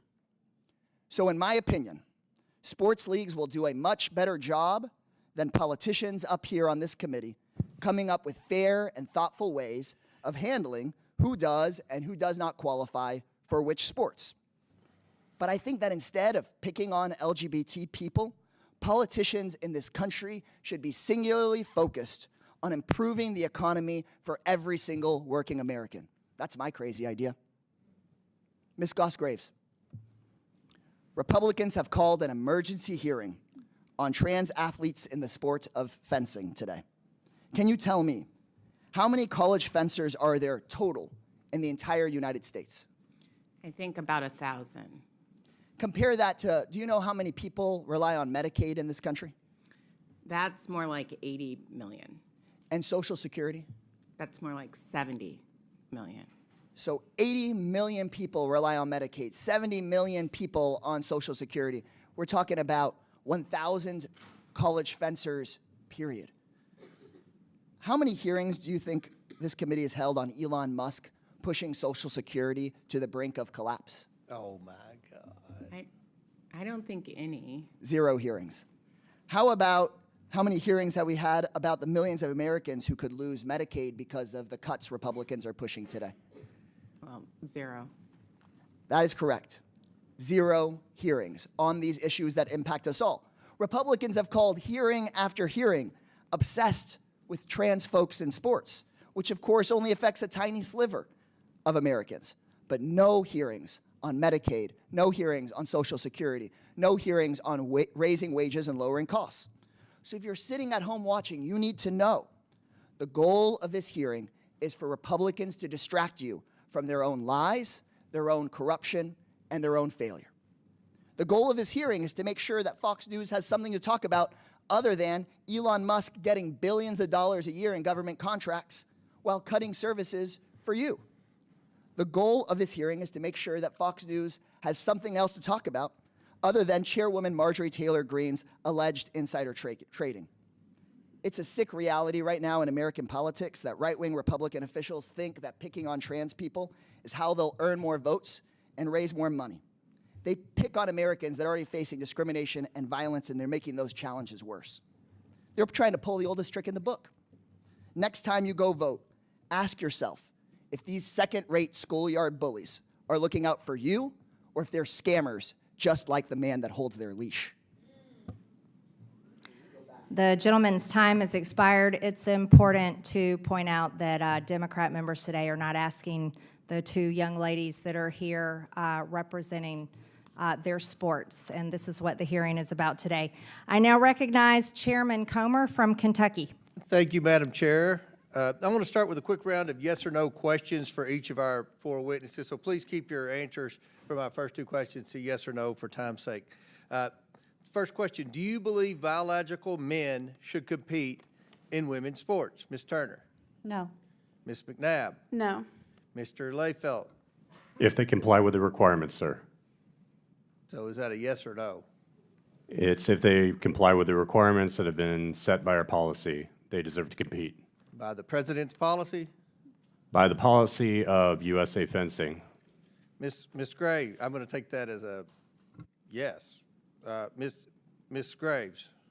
I agree with Mr. Layfelt that trans women should be able to compete in the sport in accordance with their gender identity. So 2 no's and 2 yeses.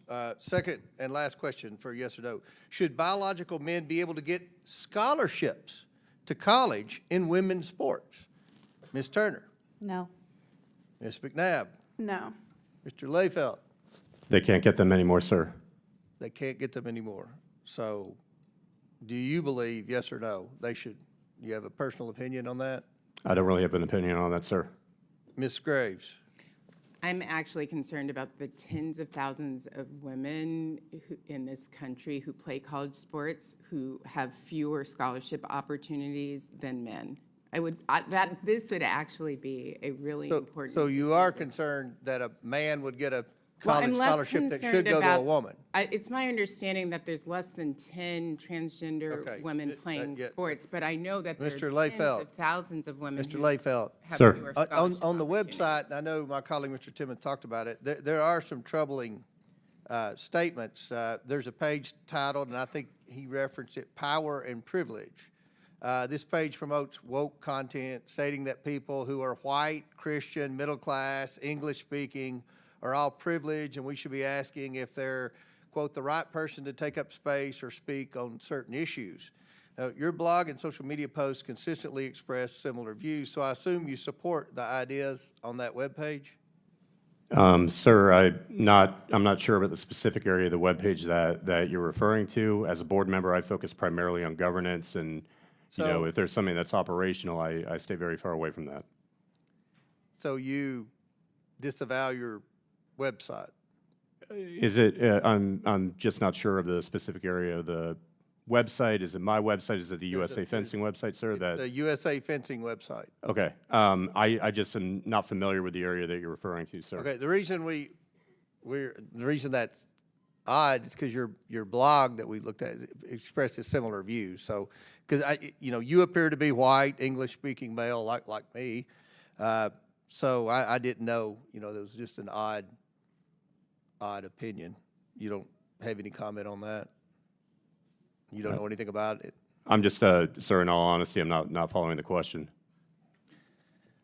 you're not following a question about the USA Fencing website that has just a lot of, concerning content on there that some would consider racist, discriminatory, or you don't have any, that's not a concern or anything?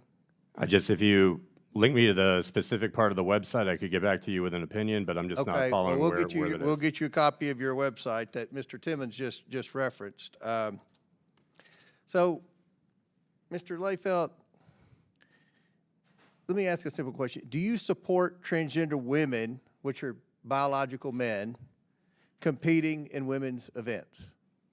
If they comply with the policy, sir. Which policy?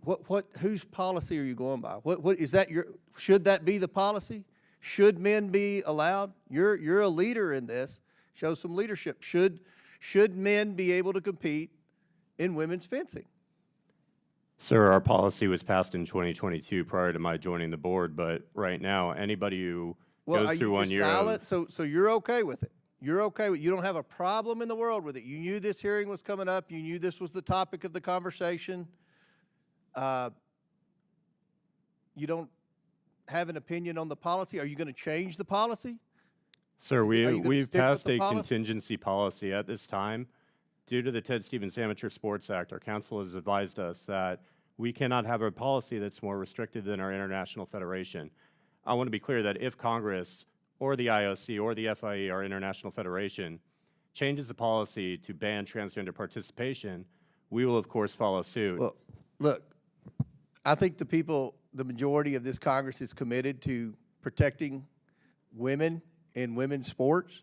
NBC News poll asked, when asked if they agree or disagree with transgender women competing in women's sports, 75% disagreed. This is one of those 80-20 issues that my colleagues on the other side the hill they want to die on. So we're going to try to protect women's sports. Thank you for having this hearing, Madam Chair, and I yield back. Thank you, Mr. Chairman. Madam Chair, I'd like to ask for unanimous consent. Without objection. I'd like to enter into the record a New York Times article entitled, "The GOP Plans to Cut Medicaid Would Save Billions But Leave More Uninsured," Budget Office says.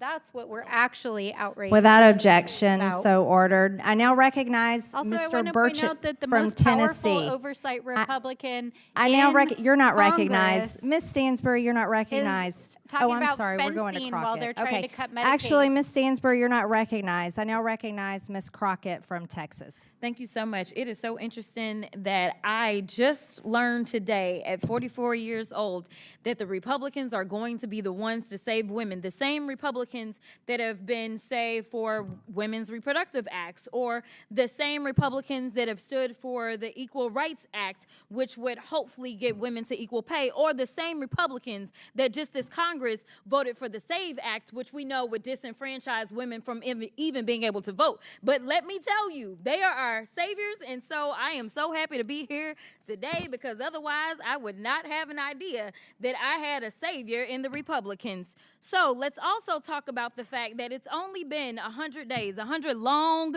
terrible days for anybody that absolutely believes in reality, because what we know is that they have terminated staff responsible for enforcing federal protections against sex-based discrimination. Sounds like that's pro-women. Or they've cut funding for domestic violence survivor services. Sounds pro-woman to me. Or they've prohibited funding for research affecting women's health. That definitely sounds pro-women to me. Essentially, they closed the Department of Education's Office of Civil Rights. Again, sounds like they are fighting for us. And instead of providing oversight over these actions, congressional Republicans have been working to execute one of the most aggressive anti-women legislative agendas in history. And yet, they're here today trying to convince the American people that discriminating against trans people is somehow the only way to protect women. This hearing has nothing to do with improving government efficiency. It's another attempt by Republicans to distract from their demonic and disastrous policies that are making it more difficult for Americans to make ends meet. So, Ms. Goss-Graves, I want to play a game. It's called Trump or Trans. You ready? Okay. So I'm going to ask you a question, and I want you to tell me whether or not it is Trump or trans people that are responsible. You understand? Got it. Okay, very good. The first one, gutted medical research. Trump. Kidnapping Americans and sending them to foreign countries, a.k.a. deporting them. Trump. Driving us into a recession. Trump. Increasing the cost of everything. Trump. Waging an idiotic tariff war. Trump. Harming farmers. Trump. Ignoring the Constitution. Trump. Proposing to take away Social Security. Trump. Cutting health care. Trump. Firing government workers who keep our country safe. Trump. Encouraging an environment of hate and divisiveness. Trump. Thank you so much. This committee could be engaged in actual oversight of fraud, waste, abuse, and mismanagement. So let's talk about waste.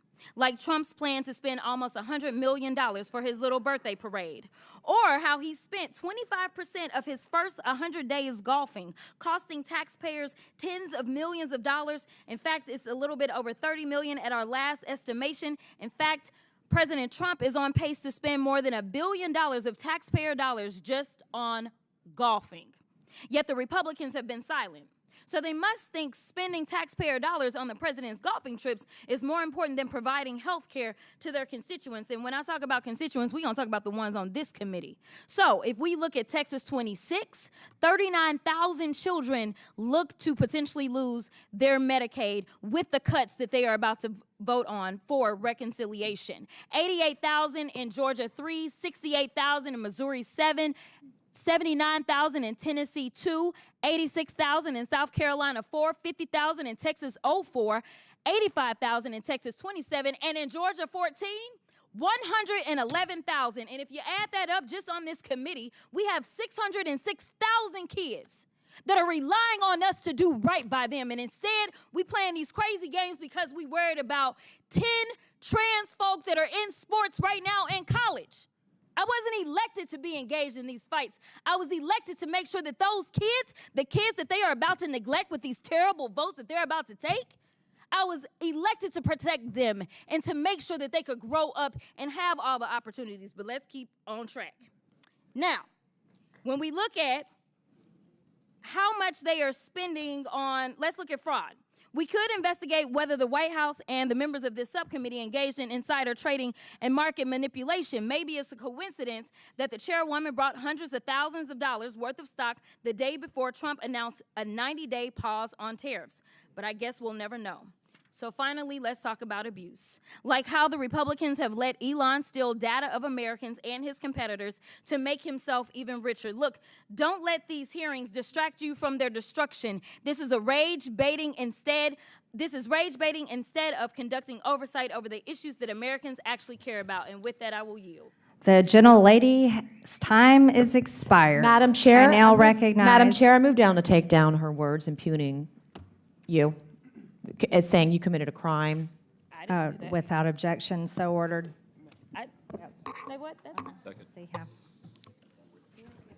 The committee will Point of suspend. The parliamentary committee will inquiry. suspend. Point of parliamentary inquiry. We're going to go with hers first, right? Madam Chair. The committee will suspend. The member will state the words she wishes taken down. Well, actually, Madam Chair, the words were actually not made in a The timely committee manner. will suspend.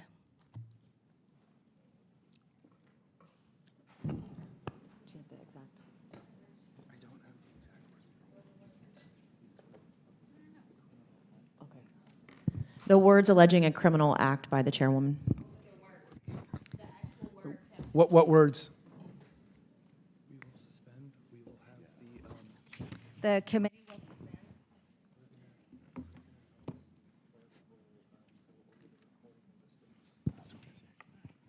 The clerk will go over the recording with the stenographer, and the committee will suspend.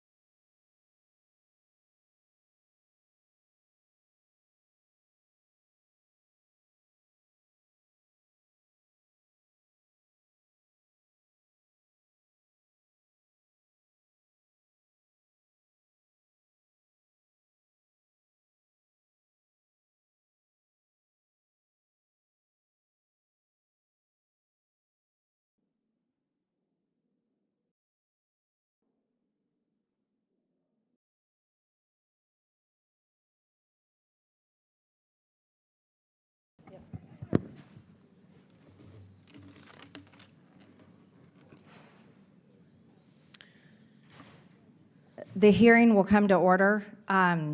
Ms.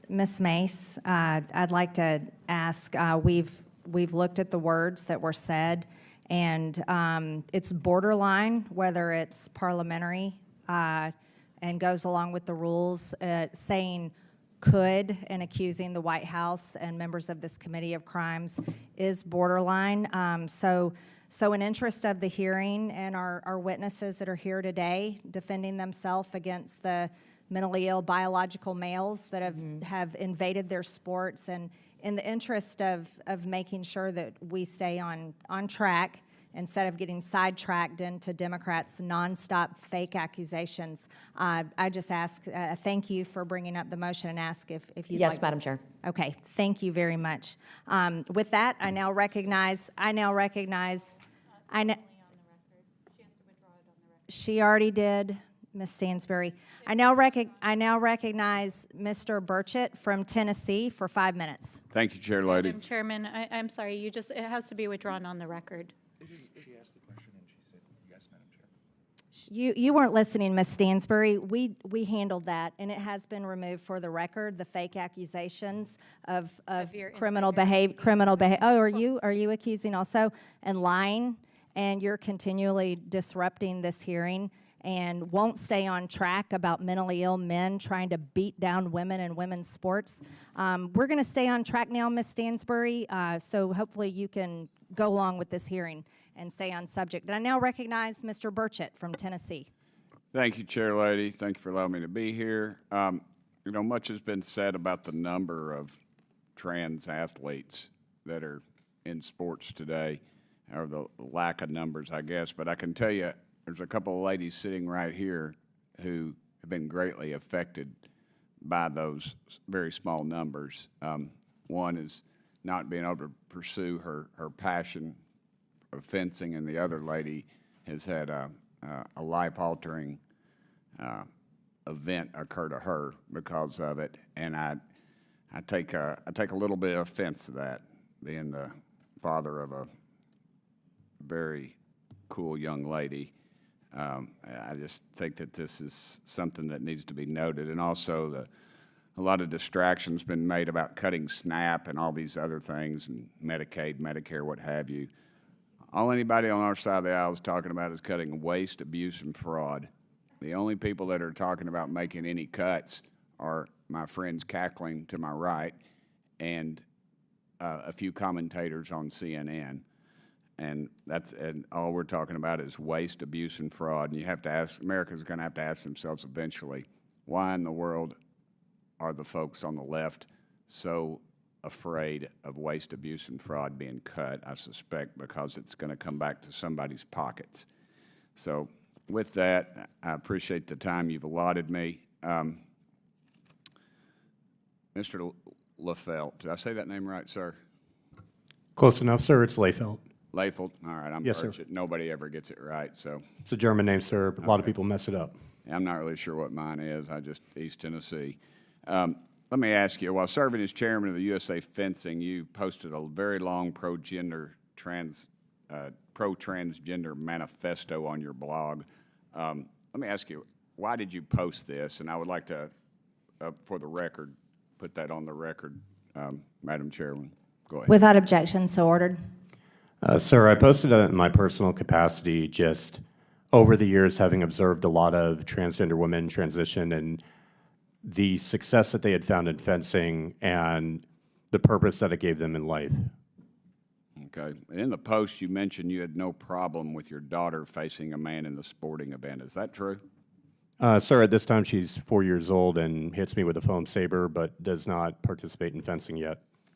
Okay. But when she is at the age where she would take this sport on, is that something you would think would be fair, that she would compete with a man? Sir, we are one of the safest sports in the Olympic movements, and 34% of our events are mixed gendered. I'm not talking about the safety issue. I'm just talking about the fairness issue, sir. I realize you cover up, and I realize nobody gets poked in the face anymore. I get that, but do you think that's fair? That's just a simple yes or no. So long as the competitor has met all the hormonal requirements and complies with the policy, I would be okay with it, sir. Okay. on Instagram, a commenter asked, "Are you okay with a cis female?" And I don't like these terms. I had to look it up. A cis female is someone who's born a female, I believe is correct, meaning women. Are you okay with them being at a disadvantage? To which you replied, "Yeah." And to be clear, let's be clear, you'd be okay with a young lady or young woman being at a disadvantage or at a higher risk of being injured in any of these other sports? Sir, thank you for giving me the opportunity to address that question. That was a question that required a far more nuanced answer than what I gave, and I appreciate having the opportunity on the committee to address that question. I want to be clear in saying that I expect anybody that is competing as a woman, as a transgender woman, that they meet the requirements as set forth in USA Fencing's policy. Okay. Well, I hate to say I reclaim my time. That sounds like being a jerk, but I'm going to do that if that's all right with you, brother. Is it true that USA Fencing created an equality map? I know it was referred to either of states not to have events in because of what the democratically elected representative of those states voted for. So there was a MAP policy that a few of your colleagues have referenced that was passed before I joined the board. It does exist, and it does not exclude any states from selection. To be crystal clear, we have had tournaments in numerous states that are listed in there, including Texas, Ohio, Florida, Missouri, et cetera. It does not exclude any states from selection, and we proudly host tournaments in those states. Okay, well, I'm out of time. I apologize. Thank you, Chair Lady. Thanks, sir. The gentleman's time has expired. I now recognize Ms. Simon from California. Thank you, Madam Chair, and thank you, all of you all, for coming today. There's so much to say, but I have such a limited time, and I actually have a question. But we'll also want to refer back historically.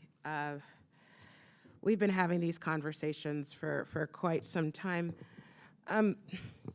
Ms. Gross, do you recall in 2000, and I believe it was 2009, the Castor Simayenya case? Correct, yes. Could you tell folks a little bit about this case? I have some document on it too, but could you give me a little background? This was an Olympic sprinter, and there were all sorts of assumptions that she was not a woman, and she was subject to all sorts of invasive tests, but also bullying and harassment because she was assumed to be not feminine enough for the sport, basically. Yeah, so, this case, she was a black woman, and she was South African, I think, yeah. South African black. Mm-hmm. And she was assumed to be too fast, too big, and of course, she was asked to undergo testosterone testing and medical treatment to reverse her natural testosterone that was in her body, but she was born female. That's correct. So I just want to make it clear where we are. On March 25th, in this very room, my colleague, Ms. Presley, she introduced an amendment to this body. And the amendment was pretty clear, and it said, it requested that this body vote down anything, any mention of any policy that would ban racism, that would push forth any clarity around us insinuating as a full body that the Trump administration, when he moved executive orders, that they wouldn't mention or allude to any kind of segregation. My colleagues on the right voted that amendment down, every single one of them. So even if you're not transgender, folks who are watching, I want you to understand why this moment is so important. We have a party who has been very clear about what their intentions are for this country. Very clear about what their intentions are for this country. I think it's bringing us back to a 1950s America where segregation was legal. Who is to say that your African-American daughter, because of her BMI, will be subject to the same kind of conversation? Who is to say if we move forth in this conversation that your daughter, who was born a female, would be subjugated and subject, I should say, to inspection of her genitals when she went up to the mount to play t-ball because she looked a little bit different from other folk? There's a slippery slope here. I definitely want to talk about race, fraud, and abuse in the 119th Congress. It's important. And it's also important for us to realize that the cruelty of not centering all Americans, how difficult that is, but it is ingrained in who we are to figure out how we love and support and not pathologize anyone. Let's be careful. Let's be careful. Ms. Gross, I wanted to give you an opportunity while my time is limited to share anything else about really what we're seeing here and how the slippery slope can maybe go a little bit farther and more horrific than it already is. Well, I'd say it's already happening. We're already seeing girls being challenged for not being feminine enough, for being too tall, too fast, too good at what they do, by other parents, by school officials. Discrimination never begins and ends with the small group of people who are initially targeted. It will extend and harm all girls. Thank you. Thank you so much. And I yield my time, Madam Chair. The gentlelady's time has expired. I now recognize Mr. Burleson from Missouri. Thank you, Madam Chair. And thank you to our two witnesses for confronting the assault on women's sports. Men and women's sports is absolutely nonsense, no matter how you spin it. It's shameful to look at the women that have been hurt from these men and tell them that they need to be silent in the name of inclusion. This whole hearing, we've had motions to try to stop this hearing, to stop these young women from expressing their views. It's almost as if we have nothing to see here. We don't want to hear what you have to say.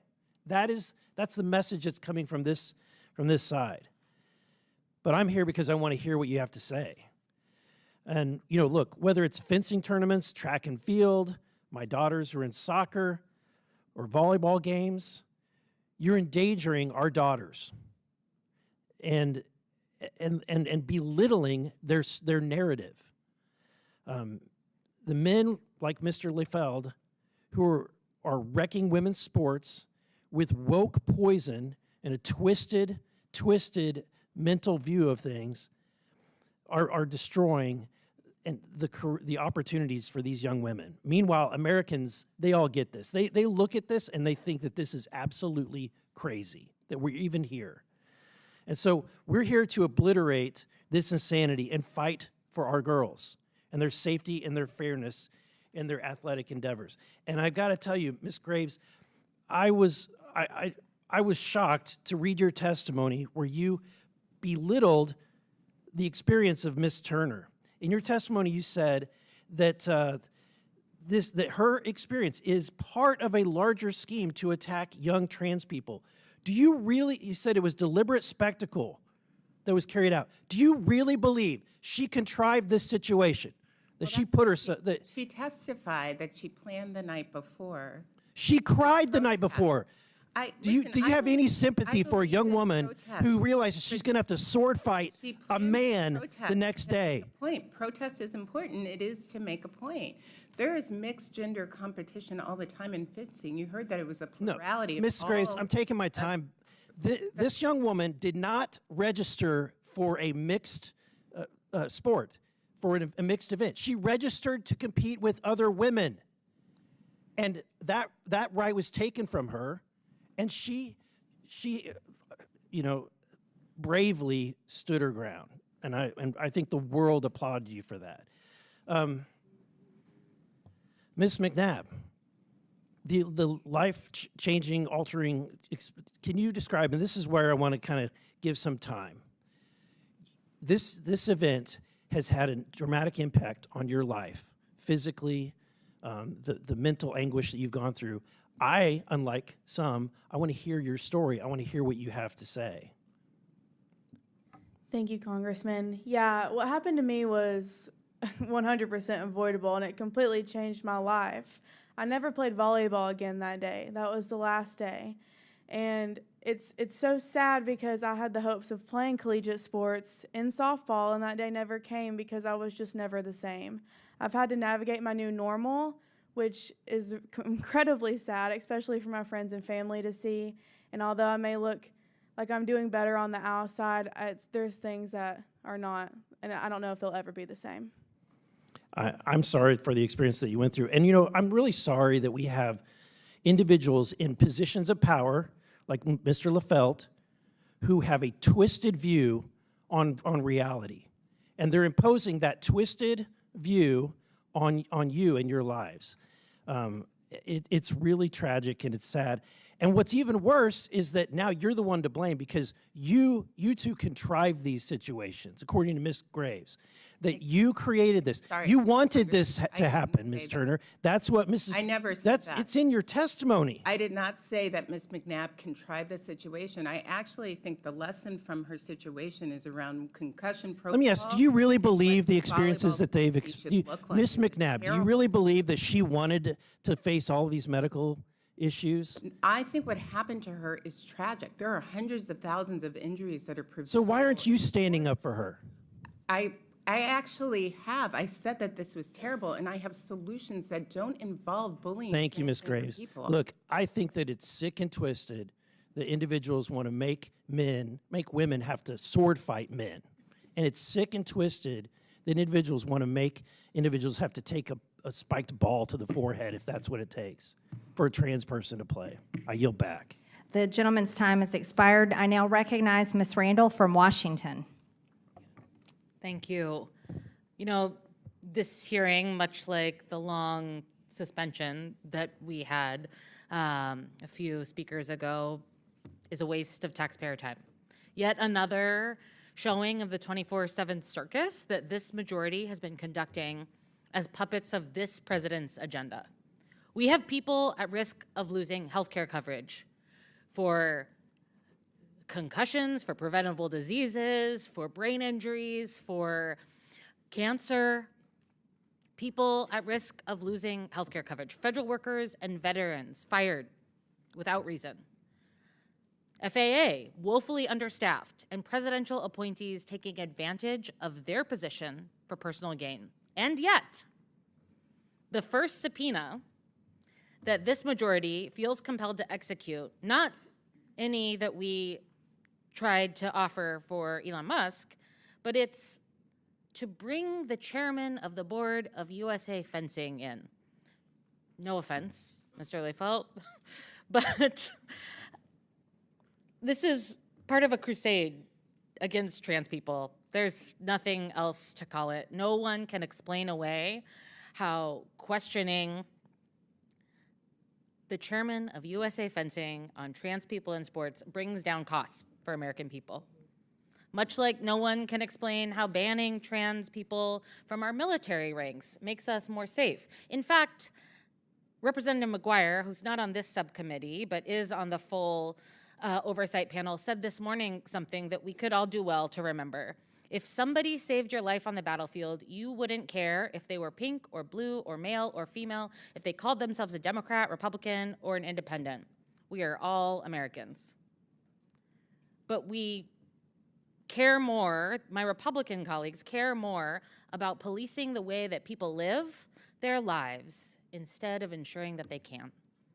Last week, this committee advanced a bill gutting federal employee pay and benefits. This week, the Energy and Commerce Committee was supposed to mark up their piece of their reconciliation package that would cut $880 billion from Medicaid, health care for people. This is so unpopular that they had to push back their meeting a week in order to find the votes. But here's the thing. Despite their attempts to distract and deflect, by focusing on trans people who are just trying to play sports and live their lives, the American people are paying attention. They feel the cost of goods going up. Does this hearing address that? No. American people feel the fear of wondering if they'll have health insurance tomorrow. Does this hearing address that? No. I don't know if any of my colleagues are even talking to their constituents, because I've received over 60,000 messages and phone calls, held 8 town halls since being sworn in, and not one person asked me to use my time here to attack trans people. I cannot make it make sense. In fact, Madam Chair, as I think we heard earlier, 155,000 people in your district are at risk of losing their health care under the Republican Party's budget plan, including 111,143 children and 20,000 seniors. Do you want to tell those folks that you care less about them, or should I? Ms. Randall, in my district, no one's going to lose any of their benefits. It was a promise by President Trump and myself, but they're concerned about men defeating women in sports. Madam Chair. By the way, your patriarchy earrings are screaming of the hypocrisy. I'm glad you like my earrings, but I'd like to reclaim my time. I'm here today on behalf of my sister, Olivia, who would have been unable to live with her complex disabilities for 19 years without Medicaid, and I'm here on behalf of the 72 million families and seniors who rely on Medicaid. I'm here to tell the American people that while this might be a scary time, a time where we are feeling attacks on our most vulnerable communities every day, where the instances of suicidal ideation amongst LGBTQ folks is rising, and this administration is cutting the very lifeline of the LGBTQ suicide hotline, there are people who see you and celebrate your humanity and who care about you. Ms. Graves, I wasted all my time, but I am grateful that you're here and we're able to share about the real ways that we could support women across the country. The gentlelady's time has expired. I now recognize Mr. Jack from Georgia. Well, thank you, Madam Chairwoman, and thank you for convening this hearing. Under your leadership, the DOGE Subcommittee has been one of the most active subcommittees across Congress, and my constituents are proud of our work to eliminate waste, fraud, and abuse of taxpayer dollars across the federal government. And today, it is no surprise that our colleagues on the other side of the aisle have spent a majority of their time desperately avoiding the issue before us, because 80% of Americans, Republicans and Democrats alike, believe biological men should never compete in women's sports. Mr. Layfelt, as Mr. Fallon noted, you are testifying today under subpoena because you refused to appear before us voluntarily. Why did you refuse our initial invitation to testify? Congressman, thank you for giving me the opportunity to address that. Our CEO of the organization, Phil Andrews, was offered as a witness, and we felt, given his full-time capacity that he operates in this role, that he would be able to answer the questions more thoroughly than I can. However, since I'm here, I'm happy to be here and answer your questions. Thank you. And as chairman of USA Fencing, how many members of USA Fencing are biological men who have participated in women's competitions? Rough estimate. Rough estimate, sir. I believe that it's roughly 200 total, with I think 39 that are transgender women. And of that group of biological men, how many have won championships in women's competitions? Rough estimate. I couldn't tell you the specific number, sir. 5, more than 10? I'm honestly not sure, sir. I mean, I have the data on how often cisgender women prevail against transgender women, but specifically the number of medals, et cetera, I'm not sure off the top of my head, sir. And conversely, how many biological women are participating in men's competitions within USA Fencing? 34% of our events are mixed, sir, and so it's fairly regular for that kind of event to happen. There are a plurality of our events. And again, I'm just referring to specifically male, non-mixed competitions, specifically male competitions. How many biological women are participating in those, to the best of your knowledge? So just so I understand your question, sir, biological women competing in the men's division, sir? Yes. I'm not sure, sir. Okay. Well, I think the disparity alone, as we've seen, confirms that this approach is inequitable. The data across other sports affirms it. In recent years, over 600 female athletes have lost more than 900 medals to biological men and women's sports. And again, over 80% of Americans, Republicans and Democrats alike, agree that biological men should never compete in women's sports. Mr. Layfelt, and I mean this with respect, in your capacity as a representative of USA Fencing, have you ever impersonated a woman? No, I have not, sir, not to my knowledge. I ask because I understand you have a history of creating fictitious female personas. In one instance, you impersonated a woman named Dorothy and wrote an email to yourself, which you then published on social media for all your followers to see along with your response. Do you want to comment on that? Yeah, I do, sir. Thank you for giving me the opportunity to address that. It was a poor attempt at humor. It was unbecoming of me as a leader of this organization to post that as I did. And quite frankly, moving forward, that's not something that's going to happen again. It's unacceptable. And it's not something that should happen with any human-to-human interaction, period. Thank you. Ms. Turner, Ms. McNabb, I want to commend both of you. You are both very brave women. And Ms. Turner, your courage that you displayed on March 30th galvanized millions of Americans in support of the simple truth that biological men should never compete in women's sports. And with my remaining time, Madam Chairwoman, I'd like to learn a little bit more about the culture within USA Fencing. Specifically, Ms. Turner, reporting suggests that you previously raised your concerns of the policies with which you have to face to USA Fencing officials. What was the response when you did so? I had done so privately, and the answer is that they did not respond. But I have known of other members of USA Fencing, a mother and a daughter, who did come to USA Fencing asking, saying that they did not approve of the transgender policy, and they were told that they would be sanctioned. And did you or have you feared retribution from USA Fencing with respect to your brave stance and likewise your concerns you've raised before you took that stand? Yes, and I still do. I don't think I'll ever get a fair bout again from a referee, or that I'll be welcomed without harassment. And why do you think that culture exists? Just, you know, you've experienced it. I'm curious your own perspective as it relates to the culture that tolerates this type of behavior. I don't think they communicate well with people who oppose this policy. No one ever asked me what I thought. And I think maybe if they had, they'd know what my stance was, you know. So. Well, your bravery led us to ask you your thoughts today in front of the American public. So grateful for both you, Ms. McNabb, and all of our witnesses for testifying. Madam Chairwoman, I yield the remaining 4 seconds to you. Thank you very much. The gentleman yields. I now recognize Ms. Jacobs from California. Thank you. I'm not normally a member of this committee, but I could not sit idly by while Republicans attack the transgender community for the millionth time. And look, there are real, well-intentioned questions and policy decisions that need to be made around trans issues. I understand that. For a lot of people, these issues are new. It can feel intimidating to talk about them, scary to ask questions. We need to be having dialogue. But that's not what we're doing today in this hearing. This hearing is a waste of time and neglects to provide actual oversight of the ways the Trump administration is dismantling our government and hurting women and girls. Madam Chairwoman, would it be accurate to say that you believe no one should receive gender-affirming care?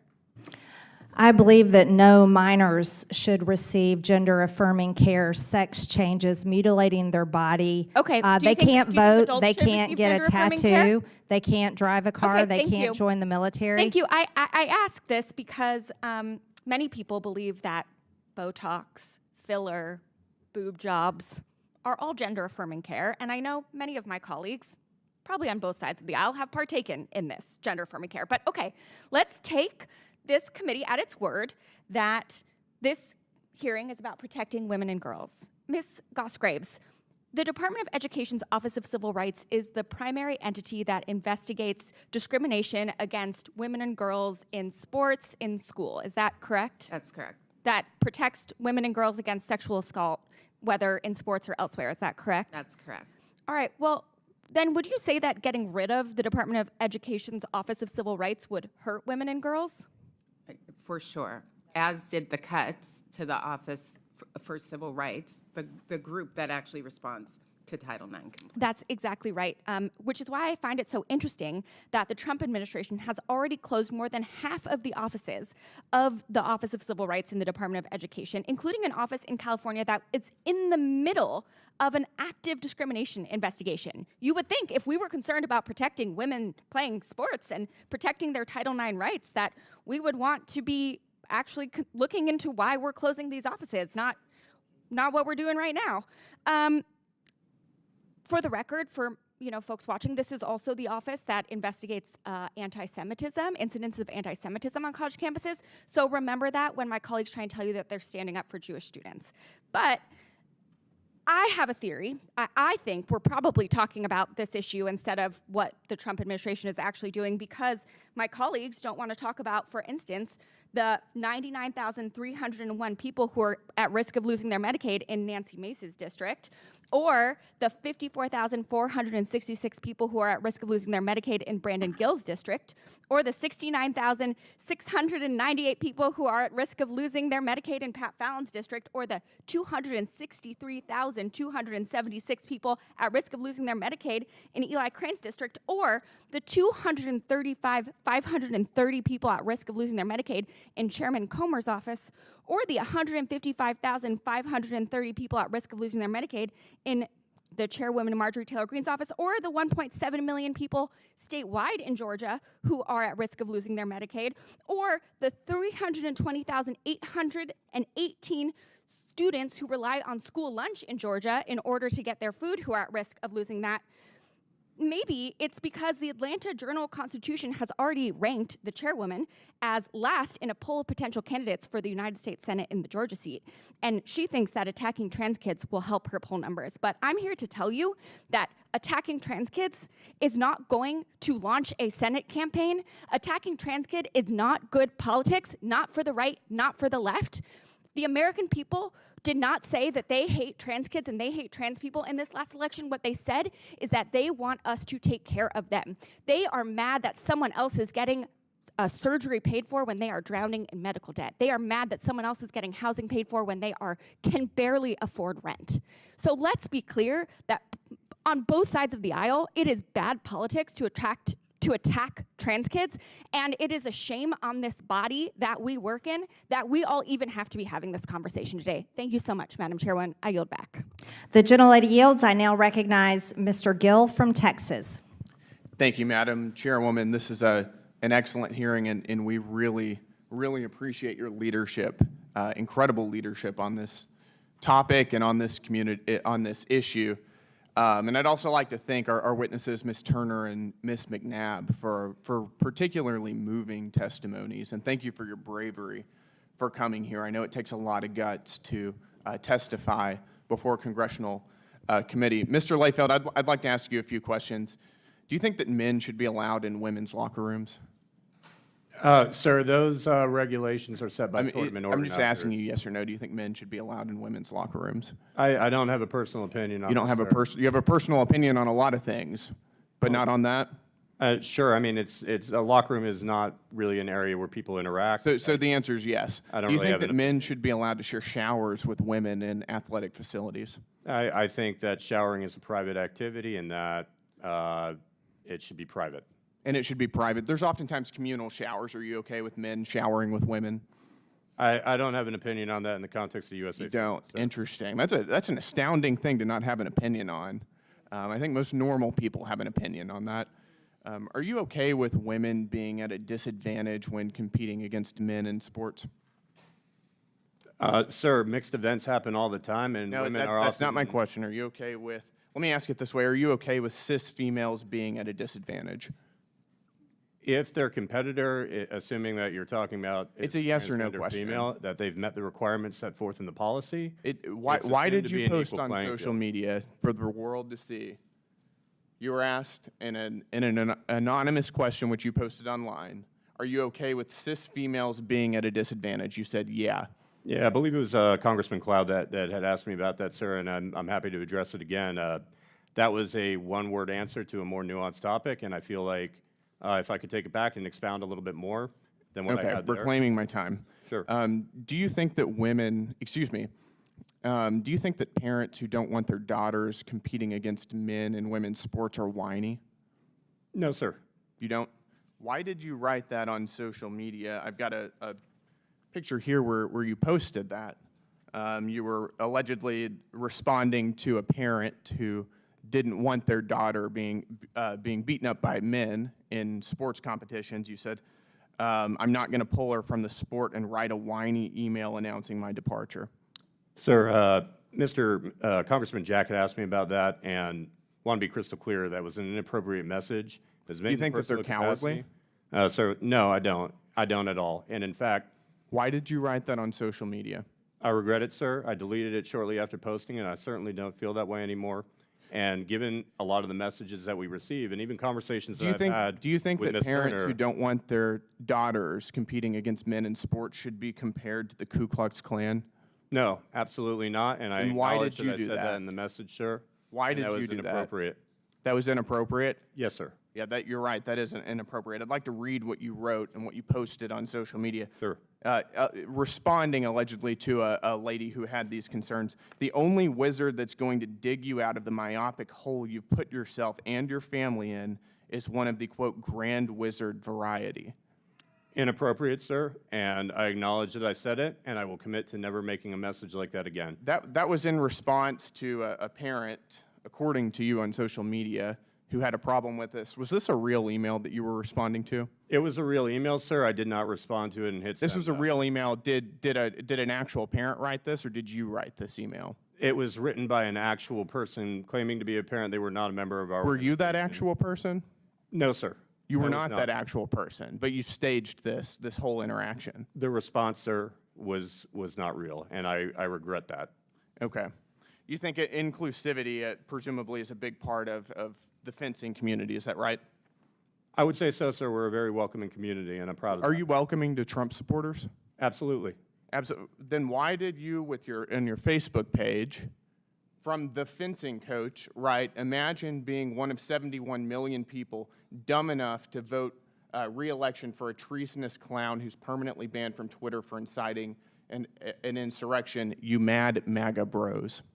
I acknowledge that I stated that in my personal capacity, sir. However, as chair, I have That to was from acknowledge the sir, fencing coach. I have to acknowledge that 77 million people voted for him in re-election. That wasn't your personal capacity. That was from your capacity as, quote, the fencing coach online. Yes, Like, that is my blog, sir. That's my publication, and I acknowledge writing that. All right, my time is up. Thank you. I yield back. Wow. Okay, thank you for that, Mr. Gill. I now recognize Mr. Crane from Arizona. Thank you, Ms. Chairwoman. Thank you to the guests for showing up today. Many Americans ask me all the time, what is wrong with this country? Why does it appear that we've gone mad? And I think this subcommittee hearing is a testimony to what has actually happened. And I know I hold some beliefs that, they're my own beliefs. They're not everybody's beliefs, but I tell them all the time, this is exactly what happens when you allow God to be pushed out of everything. This is what we're seeing, because God has clearly spoken about this. In Genesis 5:2, he says, I created them male and female. And what's really going on up here in D.C. is just a microcosm of culture. We've lost our minds. We've pushed God out of everything. And it's one of the reasons why it appears that we've gone mad, and one of the reasons we have two beautiful young women here who are here to testify about how they've been abused in sports by biological men. And none of my colleagues on the other side of the aisle have asked you guys a single question. Have you noticed that? They don't care. They don't hear you. They claim to be the party of women. We got two women sitting right here, and they could care less that you're here. All they want to do is sit here and try and deflect and talk about how we're trying to bully transgender kids, and none of us are trying to do that. As a matter of fact, I feel sorry for a lot of kids that grow up with gender dysphoria. It's hard enough to grow up as it is, let alone taking that on and having to deal with that. But that's not why we're here. They don't want to acknowledge why we're here. We're here to protect young women in women's sports from biological men. Most of the men, real men that I know, who came from good families, they were raised to protect women. It's something that we're all taught to do. We have clearly failed to do that as a culture and a society, and this hearing is a testimony to that. I want to ask you, Mr. Layfield, did you grow up in a family where your parents taught you to protect women? Absolutely, sir. My parents are here with me today, and I'm proud of the lessons that they taught me. They absolutely taught me to protect women. Great, thank you. Then why aren't you doing that, Mr. Layfield? Why aren't you protecting women? Because we got two sitting right next to you who will tell you that not only are you not protecting them, but you're depriving them from participating in sports and everything that goes along with that. Why aren't you protecting women? Sir, from a fencing standpoint, it's one of the safest sports in the Olympic movement. I know that, you think swords present some kind of danger. No, we're not talking about swords. We're talking about biological men, and you know it. Don't try those games with me. We're not talking about swords. We're talking about the fact that you and other men and officials in authority have failed to protect young girls. And it's pathetic. It is pathetic. I'm not going to sit here and try and convince my colleagues on the other side with biology or anything like that because they're long gone. There's no study that I could show them that would convince them that what they're doing is wrong. I'm asking you, why have you not protected young girls like these two sitting right next to you? Sir, I believe we have protected young women in fencing. It's one of the Okay, safest really, hold sports, on a second. Let's ask the expert witnesses. Ms. Turner, have men like Mr. Layfield protected you?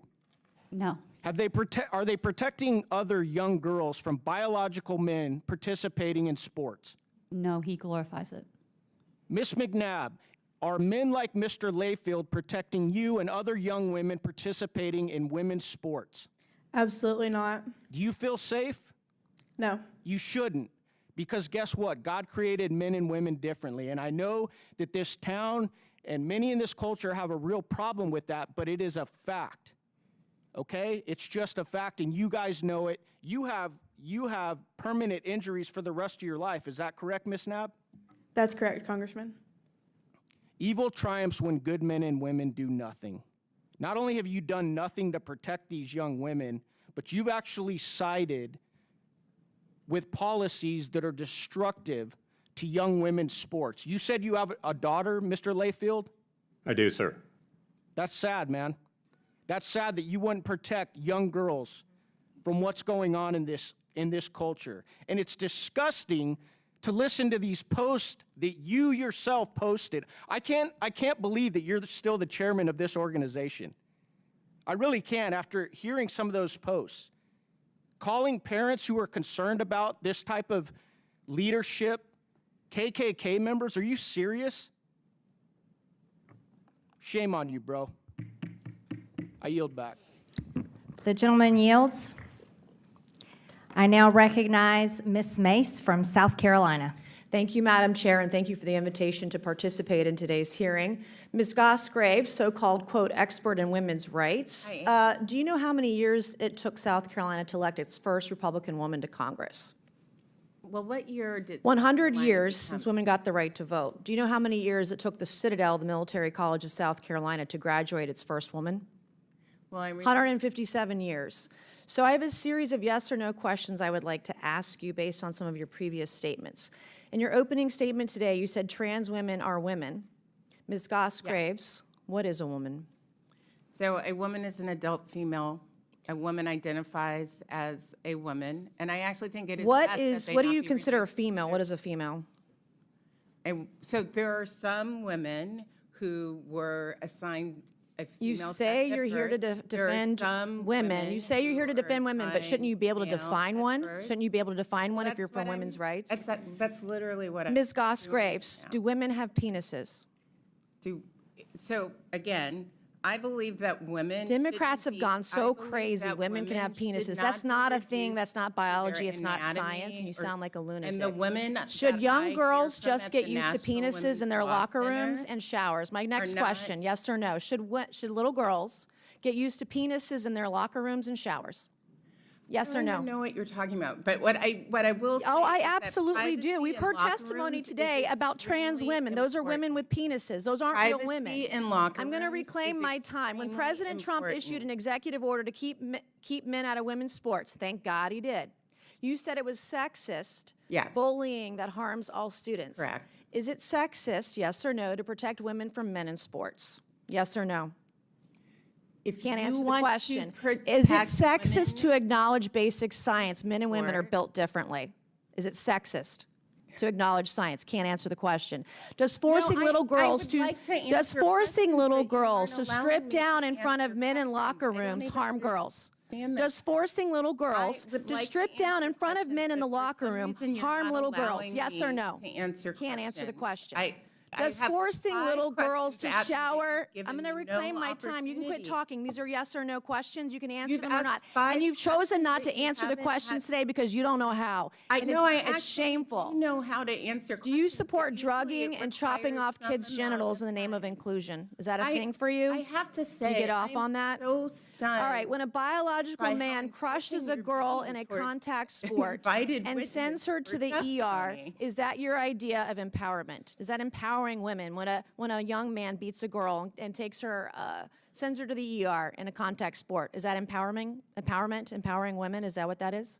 Are you talking about Miss McNabb? I'm talking about thought any that was woman who gets horrific. crushed in a sport And by a I man physically actually and would has to love go to work the with ER. Miss McNabb and others. I'm going to about reclaim things my like time. concussion So, protocol. Madam and Chair, we'll ensuring show that the witness, I'm going to volleyball is safe. reclaim my I'm a time. You can former stop volleyball talking now. I'm player. reclaiming This my is time, Ms. Madam Mace's Chair. time, Ms. Gosgraves. I would like some of that time back, Madam Chair. If a man can be a woman, just identify as a woman, as you say, just by saying so, what is the point of having women's sports? What is the point of women's spaces? What is the point of women's scholarships? If you're just going to allow men to take them away, why even bother? Why bother? The loudest voices, I'm not asking you a question, I'm speaking. The loudest voices on the left claiming to fight for women's rights are the very first people to take them away, steal them, and tear these women down. You're the first to erase them. Mr. Liefeld, Ms. Gosgraves, you all are shameful. I didn't come here to play with an ideology hell-bent on erasing women and grooming children. That's what you all are. You're groomers. And we're not going to. The chairwoman and I, Madam Chair, I'm going to reclaim my time. This is Ms. Mace's time. Ms. Gosgraves, Ms. Gosgraves, This is a shocking thing to say about Ms. Gosgraves, you are not recognized. Okay, but I just want to say that is a shocking. You are not thing to say about recognized, Ms. anyone. Gosgraves. The time belongs to Ms. Mace. Okay, fine. Like Chairwoman Graham, I've been holding the line for women, standing between perverts and the rights of women and girls, and we're not going to let anyone in this country forget what a woman is. Mr. Liefeld, will you face Ms. Stephanie Turner today? Will you look her in the eyes? Will you apologize to her for the way that she was treated by USA Fencing, standing up for women and girls, women's rights, standing her ground as a woman who only wanted to fence with other women? Will you apologize to her today? Congresswoman Mace, Ms. Turner was given a black card under our rules. Will which you align to those of apologize for the way International she was Federation. treated? So that's a no. So, won't do it. Congresswoman, if I could respond to one thing. You know what's unbecoming of a leader? You said this just in your testimony just like 5 minutes ago. Yes, ma'am. That you've said several things that are just disgusting and unbecoming of a leader, to use your words. It's unbecoming of a leader today to acknowledge what has happened to this young woman. You just look at her face and look what she has been through, the courage it took her to stand up for her rights as a woman and other women in other sports all across the country. And you can't even as a man look her in the eye and apologize for what happened to her. And as my colleague, Congressman Grain, said, real men protect women. You're not one. And I yield back. The gentlelady yields. In closing, I want to thank our witnesses once again for their testimony today. I now yield to the ranking member Stansbury for closing remarks for 3 minutes. All right, well, it's been an interesting journey today, as it often is in this committee. You know, I want to start out by saying, yes, thank you to our witnesses for sitting here in this toxic soup for the last 3 hours. It's ironic because the jurisdiction of this committee is government efficiency, and we just spent 3 hours talking about fencing, USA fencing, trans athletes, girls. We had my friends across the aisle mansplaining to us about how they're protecting women. I mean, yeah, this was a really good use of government time and money. Meanwhile, behind closed doors, as we've pointed out many times during this hearing, my Republican colleagues across the aisle are trying to cut a deal to cut Medicaid. Now, I don't want to diminish anybody's life-altering experiences, and I am genuinely sorry to hear that both of our young lady witnesses who are here today had horrible experiences. It is bad. I'm sorry to hear that you had a bad experience. And I want to acknowledge that, and I appreciate you coming and appearing before the committee today. But I don't need a bunch of GOP Republican colleagues mansplaining at me for 3 hours to tell me that they're trying to take away my rights, they're trying to take away your medical care, they're trying to take away environmental protections, they're trying to take away food assistance for the seniors and children of this country. Like, this hearing has nothing to do with substance for the United States. It has nothing to do with defending women's rights, has nothing to do with defending the rights of girls. It is all about using the issue of transgender lives to distract from the nefarious plots that are actually happening in this building while we're sitting here to actually take away your civil rights, your human rights, and your access to vital life-saving care and programs that are vital to millions of Americans. That is actually what is going on here. But it is actually dangerous to the lives of trans individuals because trans individuals are being targeted, they're facing violence, and the only thing that is waste, fraud, and abuse in the DOGE Subcommittee today is the waste of the last 3 hours of our lives that we will never reclaim, the fraud that is this committee, and the abuse of Americans that has spewed out of the mouths on the other side of the aisle for the last 3 hours. And so I want to say to everyone out there who is listening, whether you're a transgender American, an LGBTQ plus individual, or any American out there, we are fighting for you, we love you, we support you, and we will stand against hate. And with that, I yield back. I hope the Democrats keep fighting for the mentally ill biological men who keep trying to beat down women in sports because it's a losing position, it's a losing battle, and that was proven in the last election. Today we conducted oversight of our nation's national governing body for the sport of fencing. And with so many of our nation's institutions, USA Fencing has been captured by the left. They've banned the national anthem before competitions, selected tournament competition locations based on state abortion and DEI laws, and punished female athletes for refusing to compete against men. Earlier today, the ranking member called us weird for standing up for girls and women when she's the one who supports sex changes surgeries for little kids and forcing women to undress in front of creepy, perverted men. I'll let the American people decide who the weirdos are, because I think we know. The American people are tired of cultural Marxism and perverted sexual ideas being shoved down their throats, especially when it is being done with our own tax dollars. The issue of men competing in women's sports shouldn't even have to be a discussion. It's unfair, unsafe, and straight up abusive. As board chair of USA Fencing, Mr. Lefelt has used his position to push his own personal trans agenda on the sport. As a matter of fact, Liz Kokab is the most decorated American veteran fencer in history. And that is a man, a biological man, who is a 9th career gold medalist. Let's be real, Mr. Lefelt is not pretending anymore. He's defending the trans. And here's the issue. When you're sending emails to yourself calling yourself Dorothy, and you get caught and have to apologize for lying like that right here in the Oversight Committee, that is pathetic. When you're calling parents whiny for defending their own little girls from the biological males that you're allowing to compete against them, that's pathetic. Mr. Lefelt, you should resign from the chair of USA Fencing. You do not deserve the position that you have, and that's the recommendation I have as the chair of the DOGE Subcommittee on Oversight. And furthermore, it is pathetic that you're a father of a little girl that you would be perfectly fine to teach and encourage to lose, because there is no female athlete that ever wants to lose or come in second place. you're sitting next to two champions next to you today that never wanted to lose, that never wanted to suffer a brain injury, that never wanted to have to face a male athlete in their sport. And you failed them, and you are failing women. You need to resign.